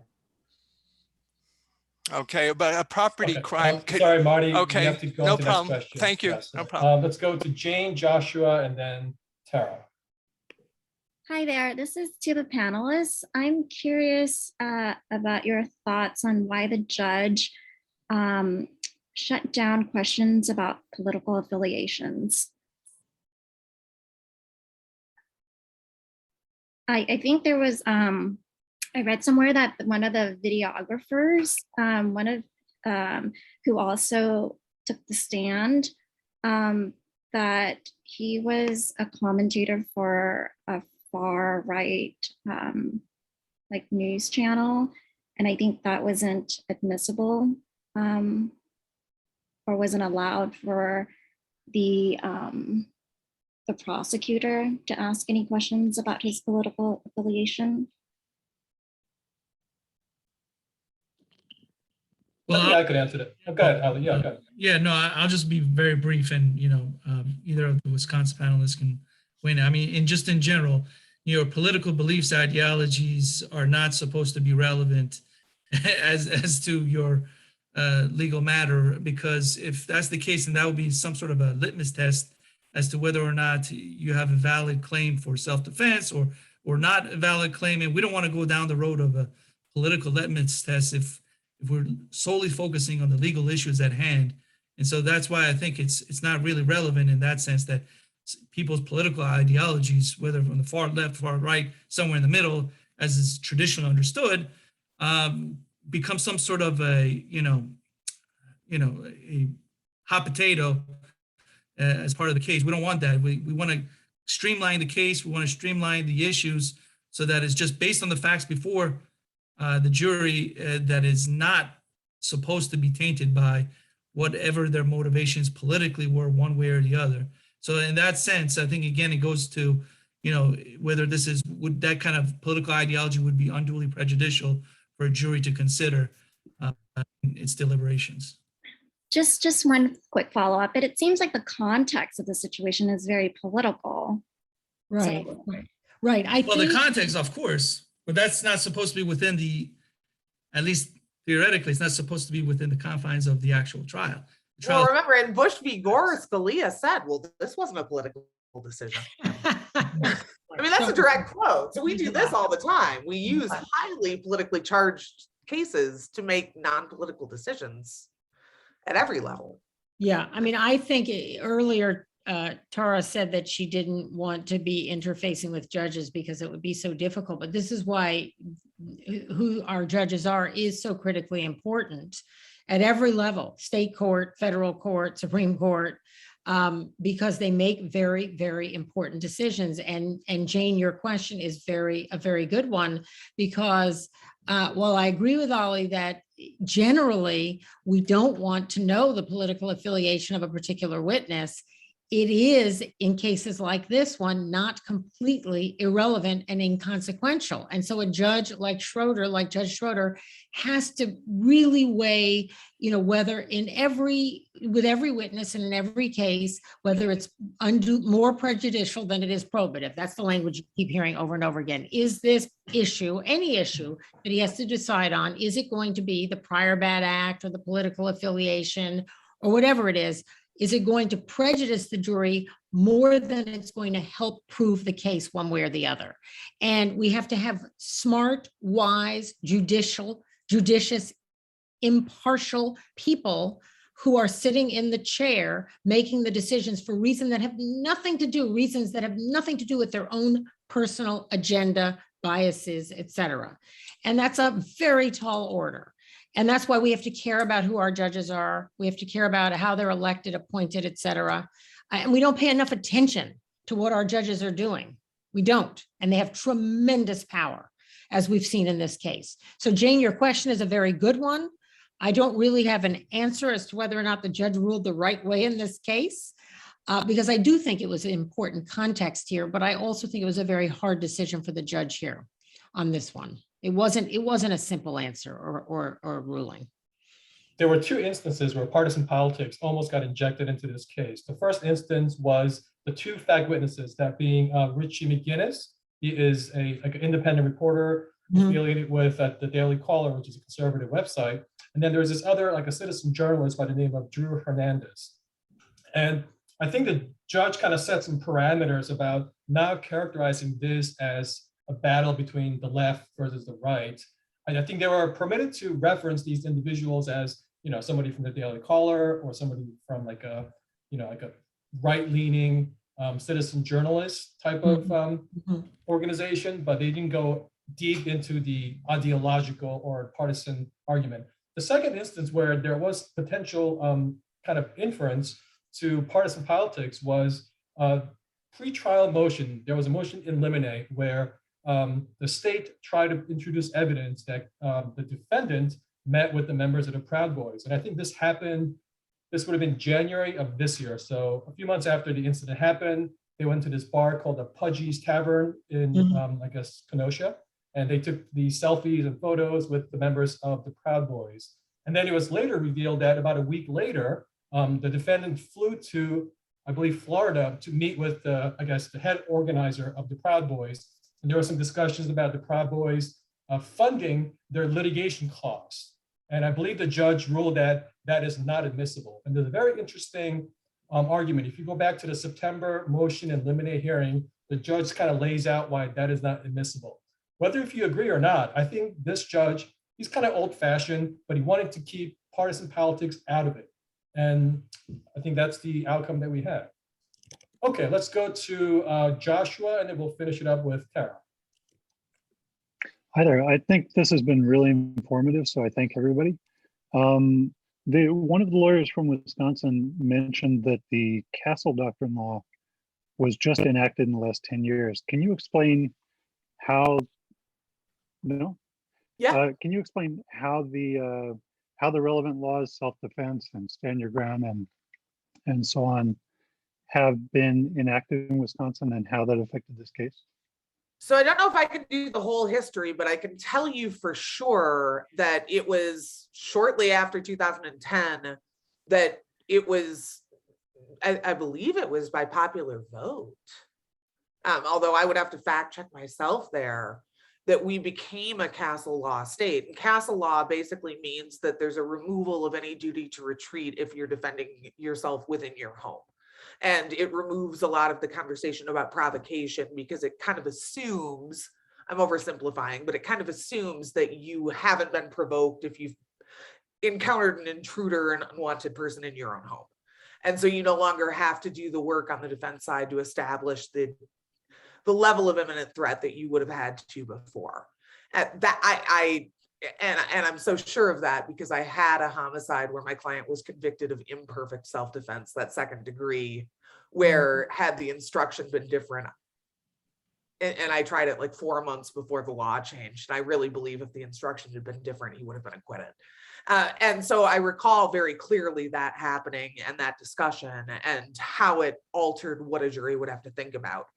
I know that Culver's case, which went up, so that was enacted, this open carry change, that was through case law because that was a Wisconsin Supreme Court decision that concluded as a matter of law, carrying a weapon isn't disorderly conduct. And that's rooted at least a little bit in Second Amendment considerations. So those two things are actually separate in their coming up, but sort of happened in the same period of time in the early 2010s here. Okay, thanks. And the last legal question to the panelists will be from Tara. Hi, thank you guys so much. This has actually been incredibly informative, even if a little bit frustrating based on the fact that the laws sound like they're stupid. Anyway, moving past that, I have a question based on something, I think Thomas, you had brought it up or someone did. They said that the defense had pointed out that someone talking about, I forget the officer's last name in the Jacob Blake shooting, that someone in this community had shot someone else 7 times recently or 9 times or what have you. But we don't try police officers for the most part. I mean, you can agree or disagree, but from what I have seen, we don't really try police officers the same way in this country that we try when they're in their professional capacity as we do the average citizen, if you will. So that aside, that's one. So if somebody could explain to me why the defense thought that that was like a good, I don't know, analogy to bring up, because I didn't understand that part at all. Because if that's the case, well then Kyle can't argue. What's the immunity that they have? You guys know what I'm talking about. Anyway, moving on. The second thing is, immunity. Yeah. thank you, QI. The second thing is, I understand, let me get her name correctly. I just want to be sure. Jessa, you mentioned Kyle's father lives in Kenosha. And so as a person who has a parent who lives there, and so I'm assuming he spent time there, he would have maybe a stronger connection to the community, thus feeling the need to go and take up arms to protect the place. But I could be wrong. Didn't the owner of the business he claims to be protecting specifically say he did not request that? Why is that was not the testimony? right? So here's my thing. If a 17-year-old crosses state lines to pick up a weapon he cannot legally own in a state where he is a resident, why it is, and on top of that, that the owner of the business said that they did not request his presence, why did that not matter? Because it seemed like that didn't matter. And thank you. Well, you might not want to tangle with the judges, but I think you should be going to law school. No, because I would curse them out, but thank you. Well, I would just, the point I come back to in this case is that, that when we talk about should it matter, right? Should some of his behavior matter? And the answer is yes, in the sense that he is morally blameworthy or culpable for having put himself in a situation where he wound up taking the lives of 2 people and seriously injuring a third. But does the law regard that as guilt? And is the prosecution able to overcome the burden of proof that they have to show it? I think everybody would agree that Mr. Rittenhouse did something incredibly stupid and impulsive and something that, well, you might expect a 17-year-old to do. And the fact that he wound up causing the death, killing 2 people, injuring a third, shooting at other people, reflects very poor judgment, and he's going to have to live with that for the rest of his life. But the criminal law is designed to, in some ways, restrict the ability of prosecutors to punish folks. And so there are many people who I would say are morally blameworthy, are culpable on some level, but the question is it a legal guilt? Is it proof beyond a reasonable doubt that they've committed a particular crime? And frankly, in some ways, Mr. Rittenhouse slips through the cracks here. If we had a crime in Wisconsin that was somebody under 18 who carries a weapon and causes someone's death is guilty of a felony of a particular kind, then he would be guilty. But we don't have a crime that's worded that way. And when we write criminal statutes, the idea is we can't write them with such specificity, and that because then they won't apply to many other instances where we think they should. So we write them generally, and occasionally we get a case like this that seems from everybody who witnesses it to cry out for some type of condemnation, some type of judgment, some type of societal statement saying this was wrong of you and you bear responsibility for this. And with that comes consequences and punishment. But every once in a while, the law just doesn't fit the facts of the case. And so while Mr. Rittenhouse turned out to be a hero to some, but I think for most of us, he's a bit of a villain. For me, he's still a 17-year-old who was incredibly stupid. I'll go even farther. I suspect, and this goes back to Jacob's question, and I generally don't like to try to get inside the head of criminal defendants. I was a criminal defense attorney after all, so I presume everyone innocent until proven guilty. But I tend to think he has white supremacist sympathies. He went there because of those sympathies. He was not on the side of the protesters. He wasn't there to protect the right to protest. He was there because he was an antagonist to that movement, the Black Lives Matter movement, and everything on that side of the movement. And our country's too divided, and he's not on the side of the divide that I'm on. All that being said, Tara, I believe in the higher values that our Constitution espouses. And, the old adage is I'd rather see, God, correct me if I'm wrong, Professor, because I always botch this, but it's such an important adage. I'd rather see 9 or 10 or whatever the expression is, 11 guilty men go free than see one innocent man convicted. And so when we have these very, very difficult cases, for some of us, it's Kyle Rittenhouse. For other people, it's O.J. Simpson. Black people were cheering when O.J. was acquitted and white people were sobbing. There are always cases where we're divided as a nation. I do want to say, if you're going to bring that up, sorry, real quick, that is probably less about them being black and white and more about the fact that they acquitted the 4 cops who beat up Rodney King on camera. Because remember when that happened? I worked on the OJ Made in America documentary that linked those cases together and goes all the way back to Watts, because it really goes back to Watts. The Watts riots, or unrest, as we now call them, in Los Angeles. So everything is tied to everything else. I would say we could tie Kyle Rittenhouse all the way back to Watts if we really wanted to do our homework. For me, everything's about race in America and the legacy of slavery, but it's an imperfect system that strives to be perfect. And as the professor said, it's about the power of the prosecutor and checking the power of the prosecutor and making sure that the prosecutor is held to his proof. And if he can't make his proof, even if it's against Kyle Rittenhouse, then I'd rather the boy's not convicted because the prosecutor couldn't make the proof. And so that's what I was saying earlier when Jacob asked the question about this case. I don't feel good about it, but if they can't make the proof, they can't make the proof. And that's my feeling about this case. I'm not, my heart is heavy, but it's a criminal case. Your heart's always going to be heavy. Okay, so with the remaining minutes that we have, what about some of the political fallout, the media's coverage of this trial? Just based on some of the comments that I'm hearing, it seems like there's a lot of things that were developed during, on record during the trial that's contradicting what people's understanding of the facts of the case.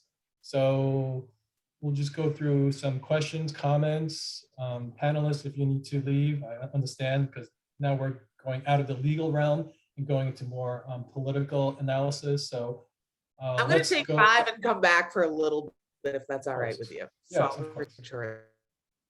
So let's go with Marty, Jim, then him.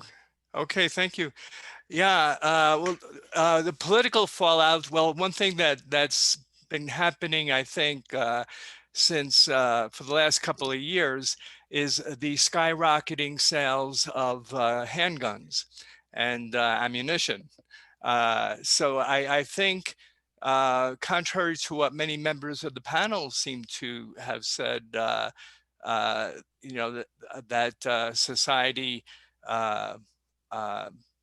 is hesitant to shoot someone who might be infringing on your rights, your property, or your personal safety.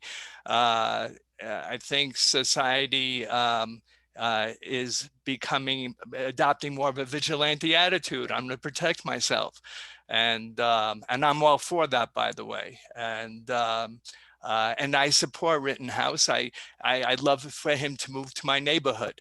Now, someone said he's a white supremacist. Well, I'm Jewish. I find out. You know, I'll let him know. I'll see what he has to say. But for the moment, I think more people like him would make the place safer, not more dangerous. Thank you. All right, here's a question for you, Marty. Yes, Okay. no. Can you use deadly force to protect property? Well, I was actually in that situation. And I'll tell you my little anecdote. And I chose not to. But here's the situation. I was in a King Soopers parking lot. King Soopers is a major grocery chain here in Colorado and several surrounding states. And so someone got angry with me about parking next to his car. And he came out of his car yelling and cursing at me, waving his arms and throwing every name at the book at me. Now I'm carrying, I have a concealed carry license and I have my weapon on me. And so I put my hand into my pocket where my weapon is. I'm ready.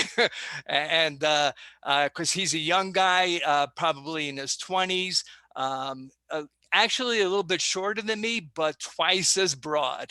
I mean, this guy looks like he was born in the weight room, you know, lifting weights and stuff. And he starts punching my car and everything. And I thought about calling the police, but I thought if I did that, he would realize what I'm doing and that would antagonize him further and that he might attack me. And then I'd be forced to use my weapon. And I didn't want to do that. And I'm thinking, this is King Soopers, you know, a major corporation. You know, I bet they have the greatest, you know, cameras in the parking lot. It's going to pick all this up. We're going to be able to get this guy later. And the bottom line is he damaged my car. He caused $1,500 worth of damage. I thought about, you know, if I try to stop him physically, obviously he would take a swing at me. And then again, I would have to shoot him. I didn't want to shoot somebody for damaging my property. And I'm not sure I would make the same decision again. You know, because we couldn't, the cameras did not pick it up. The cameras picked it up, but everything appears as stick figures. They don't get the license plate or nothing like that. And it's a rotating camera. So, you know, it just picked up pieces of it and it was useless. And so he got away with it. And I'm stuck with the bill. And by the way, I have a deductible. So when someone said the insurance will pay for the property damage, well, you know, of course, you know, it's minus my deductible of $500. And then part of the damage that he caused has become a permanent problem because where he dented the car, it hit the hose that goes to the windshield wiper and it keeps going out on me, you know, so it's problematic. Okay, thanks, Marty. Let's go Yeah. to Jim, Andrew, and then we'll wrap it up with Ramsey.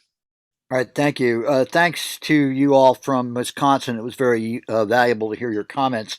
I guess I'd like to ask you about your opinion of the whole militia phenomena, because Rittenhouse is not there in a vacuum. I understand one of the aldermen or politicians locally in Kenosha called for the formation of a Kenosha Guard. And then all these folks, including Rittenhouse, decided to travel into Kenosha to be part of that. And that raises a wider question that Marty just actually alluded to, and that is the propensity of Americans to respond to these situations in that form. That has certainly been enhanced in recent years. I spent a year covering the militia movement after the Oklahoma bombing. So this to me is not something to be underestimated. And Rittenhouse, of course, is looked on as a heroic child of this whole phenomena.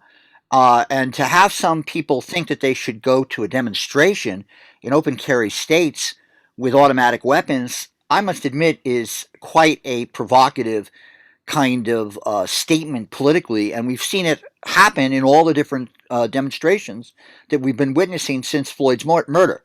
So that would be sort of the question I'd have to some of these folks from Wisconsin, if they could shed light on that more. And obviously, you know, I believe Jami earlier alluded to Watts. Well, yeah, these kind of cases happen, the friction that they sort of are sparks that come across the divisions in our society, and whammo, you have a huge explosion. And Rittenhouse, yes, I personally think if he'd been black, he would have been shot down in the street that day.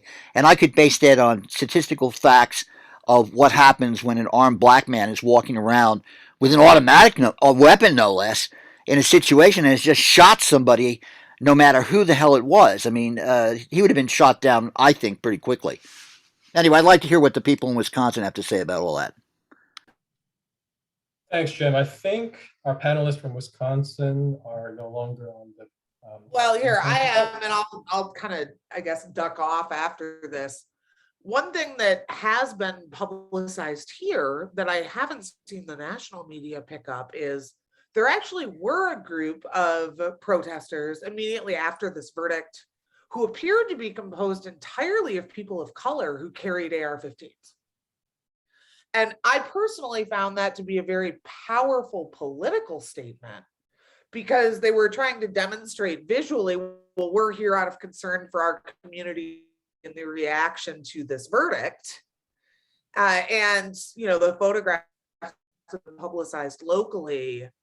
I found that to be a really interesting juxtaposition because, you know, so far there hasn't been any violence as a result of those people being present and being armed. But it's certainly being mentioned here and the potential conflicting reactions based on somebody's physical appearance. Yeah, I just think we're waiting. The shit could hit the fan down the road in some of these situations. And you have that group, we're not fucking around, armed black militia unit groups in the South. And so there's just inevitable that we're going to have some crazy kind of clash. Okay, let's go to Andrew and then we'll wrap it up with Ramsey. Thanks so much for having me, folks. Have a great night. Take care. Yeah. Yeah, I guess with this situation, I didn't really want to look at it because I seen news clips of it and I knew it was going to be mostly a clown show. I guess the thing that worries me the most is that due to the ending of the trial, unfortunately, people are going to be invoked to probably do this kind of action, and mostly will, if another situation or protest happens, and they'll most likely be encouraged to bring their rifles. And unfortunately, this will happen more often in the future due to this, because of the trial ending as it did due to the law. That's mostly my biggest worry about the whole issue. But I wish there were more of an, I know it's not going to work in terms of Wisconsin, more of a, like, maybe concealed carry or like some kind of way to not make yourself into a big target. Because usually I get into arguments with people talking about, well, you know, he had a gun, he had the right to protect himself. And those people that were trying to fight with him, they had it coming. And then it was like, yeah, but none of the situation would have happened if he didn't bring that gun in the protest in the first place. I feel like there was definitely a vibe of not a responsible vibe from Kyle, since he was young and he was inexperienced, and he was like the only guy with like his big boy gun to like the protest. And I feel like that was like bringing a flammable equipment to like a burning building. I just wish, in terms of the punishment, maybe not as much as severe as, I don't know, years on years going to jail, like some kind of like financial cost or some kind of maybe juvie jail for him. Because I feel like after this trial, this is going to lay down a point in which it will provoke others to say, yeah, I just got like the phone call from the local Wendy's and I need to protect that property, because, Karen needs her, McFrosty, that'll save her 5 minutes of her commute, So that's pretty much the worrying context I have with that.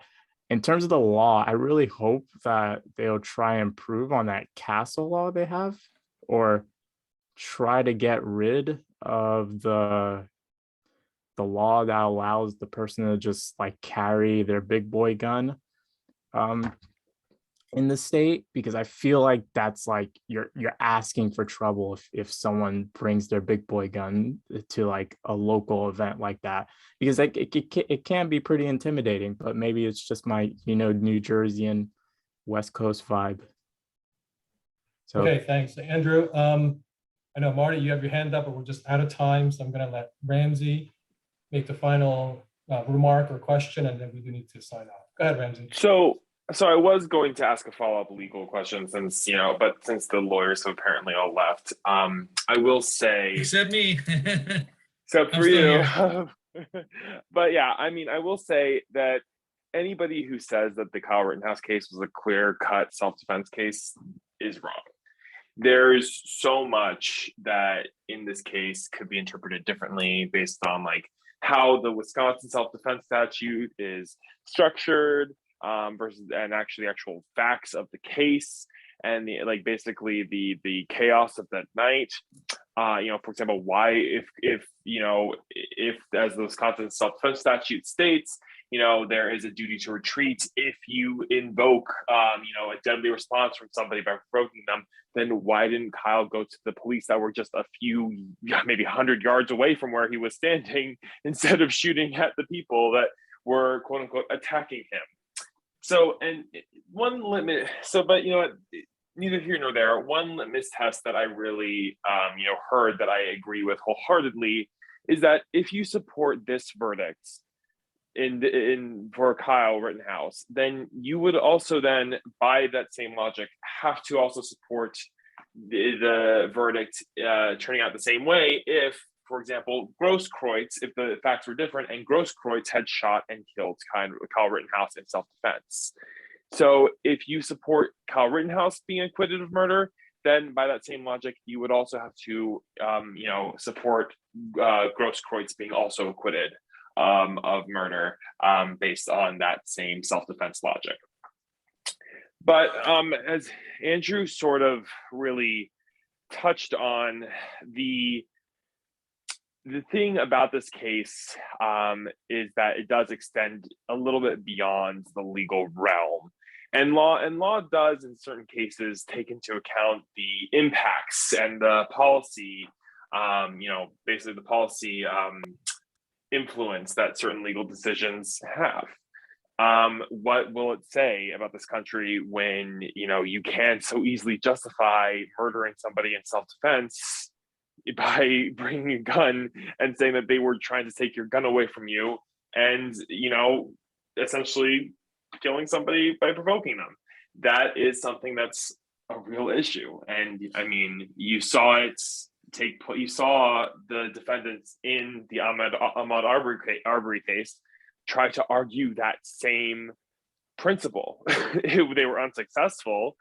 But what happens next time when the facts are just a little bit different, when it's just a little bit murkier, the way it was in the Kyle Rittenhouse case?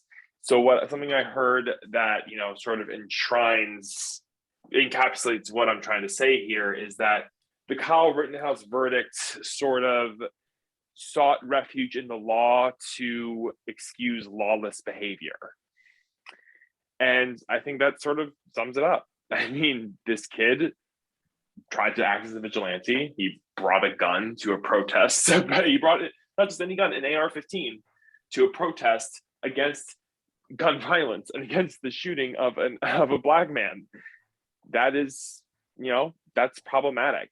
Allowing that to go unpunished is, in my opinion, is problematic.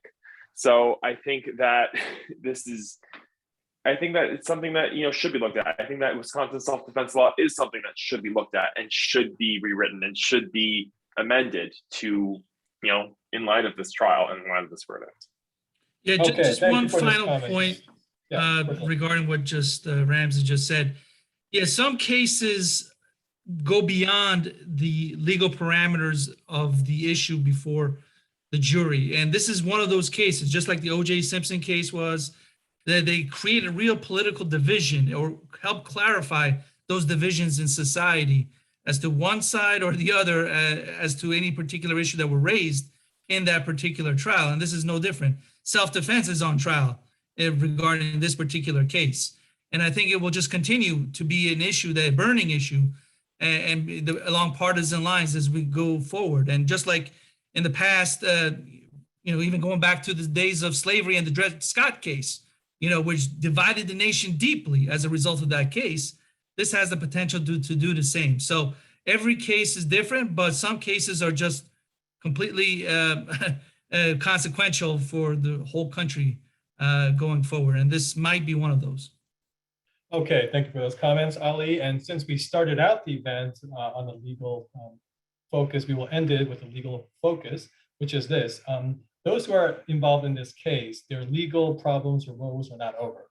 For instance, Mr. Rittenhouse still faces a potential civil lawsuit for wrongful death or survivorship claims, kind of like what you saw with O.J. Simpson case and the Zimmerman case. So I believe that lawsuit might be down the pike sometime soon. In addition, the other witnesses who were involved in the August 25th incident in Kenosha, that being Mr. Dominic Black, who's going to be charged with straw purchase of a weapon, and Mr. Joshua Zeminski, who's going to be charged with arson. And it'll be really interesting if the prosecutor gets a guilty verdict in either of those two cases, and then at the same time, Mr. Rittenhouse was found not guilty. So that remains to be seen. On that note, I want to thank our panelists tonight, Professor John Gross, Attorney Jessa Nicholson Goetz, Jami Floyd, and Attorney Ali Homayouni. It's been a very enlightening conversation, and I want to thank everyone for your participation. Thanks again, guys. Have a good night. Thank you, Thomas. Take care. Appreciate it. Thank you, guys. Good night. Thank you, Thomas.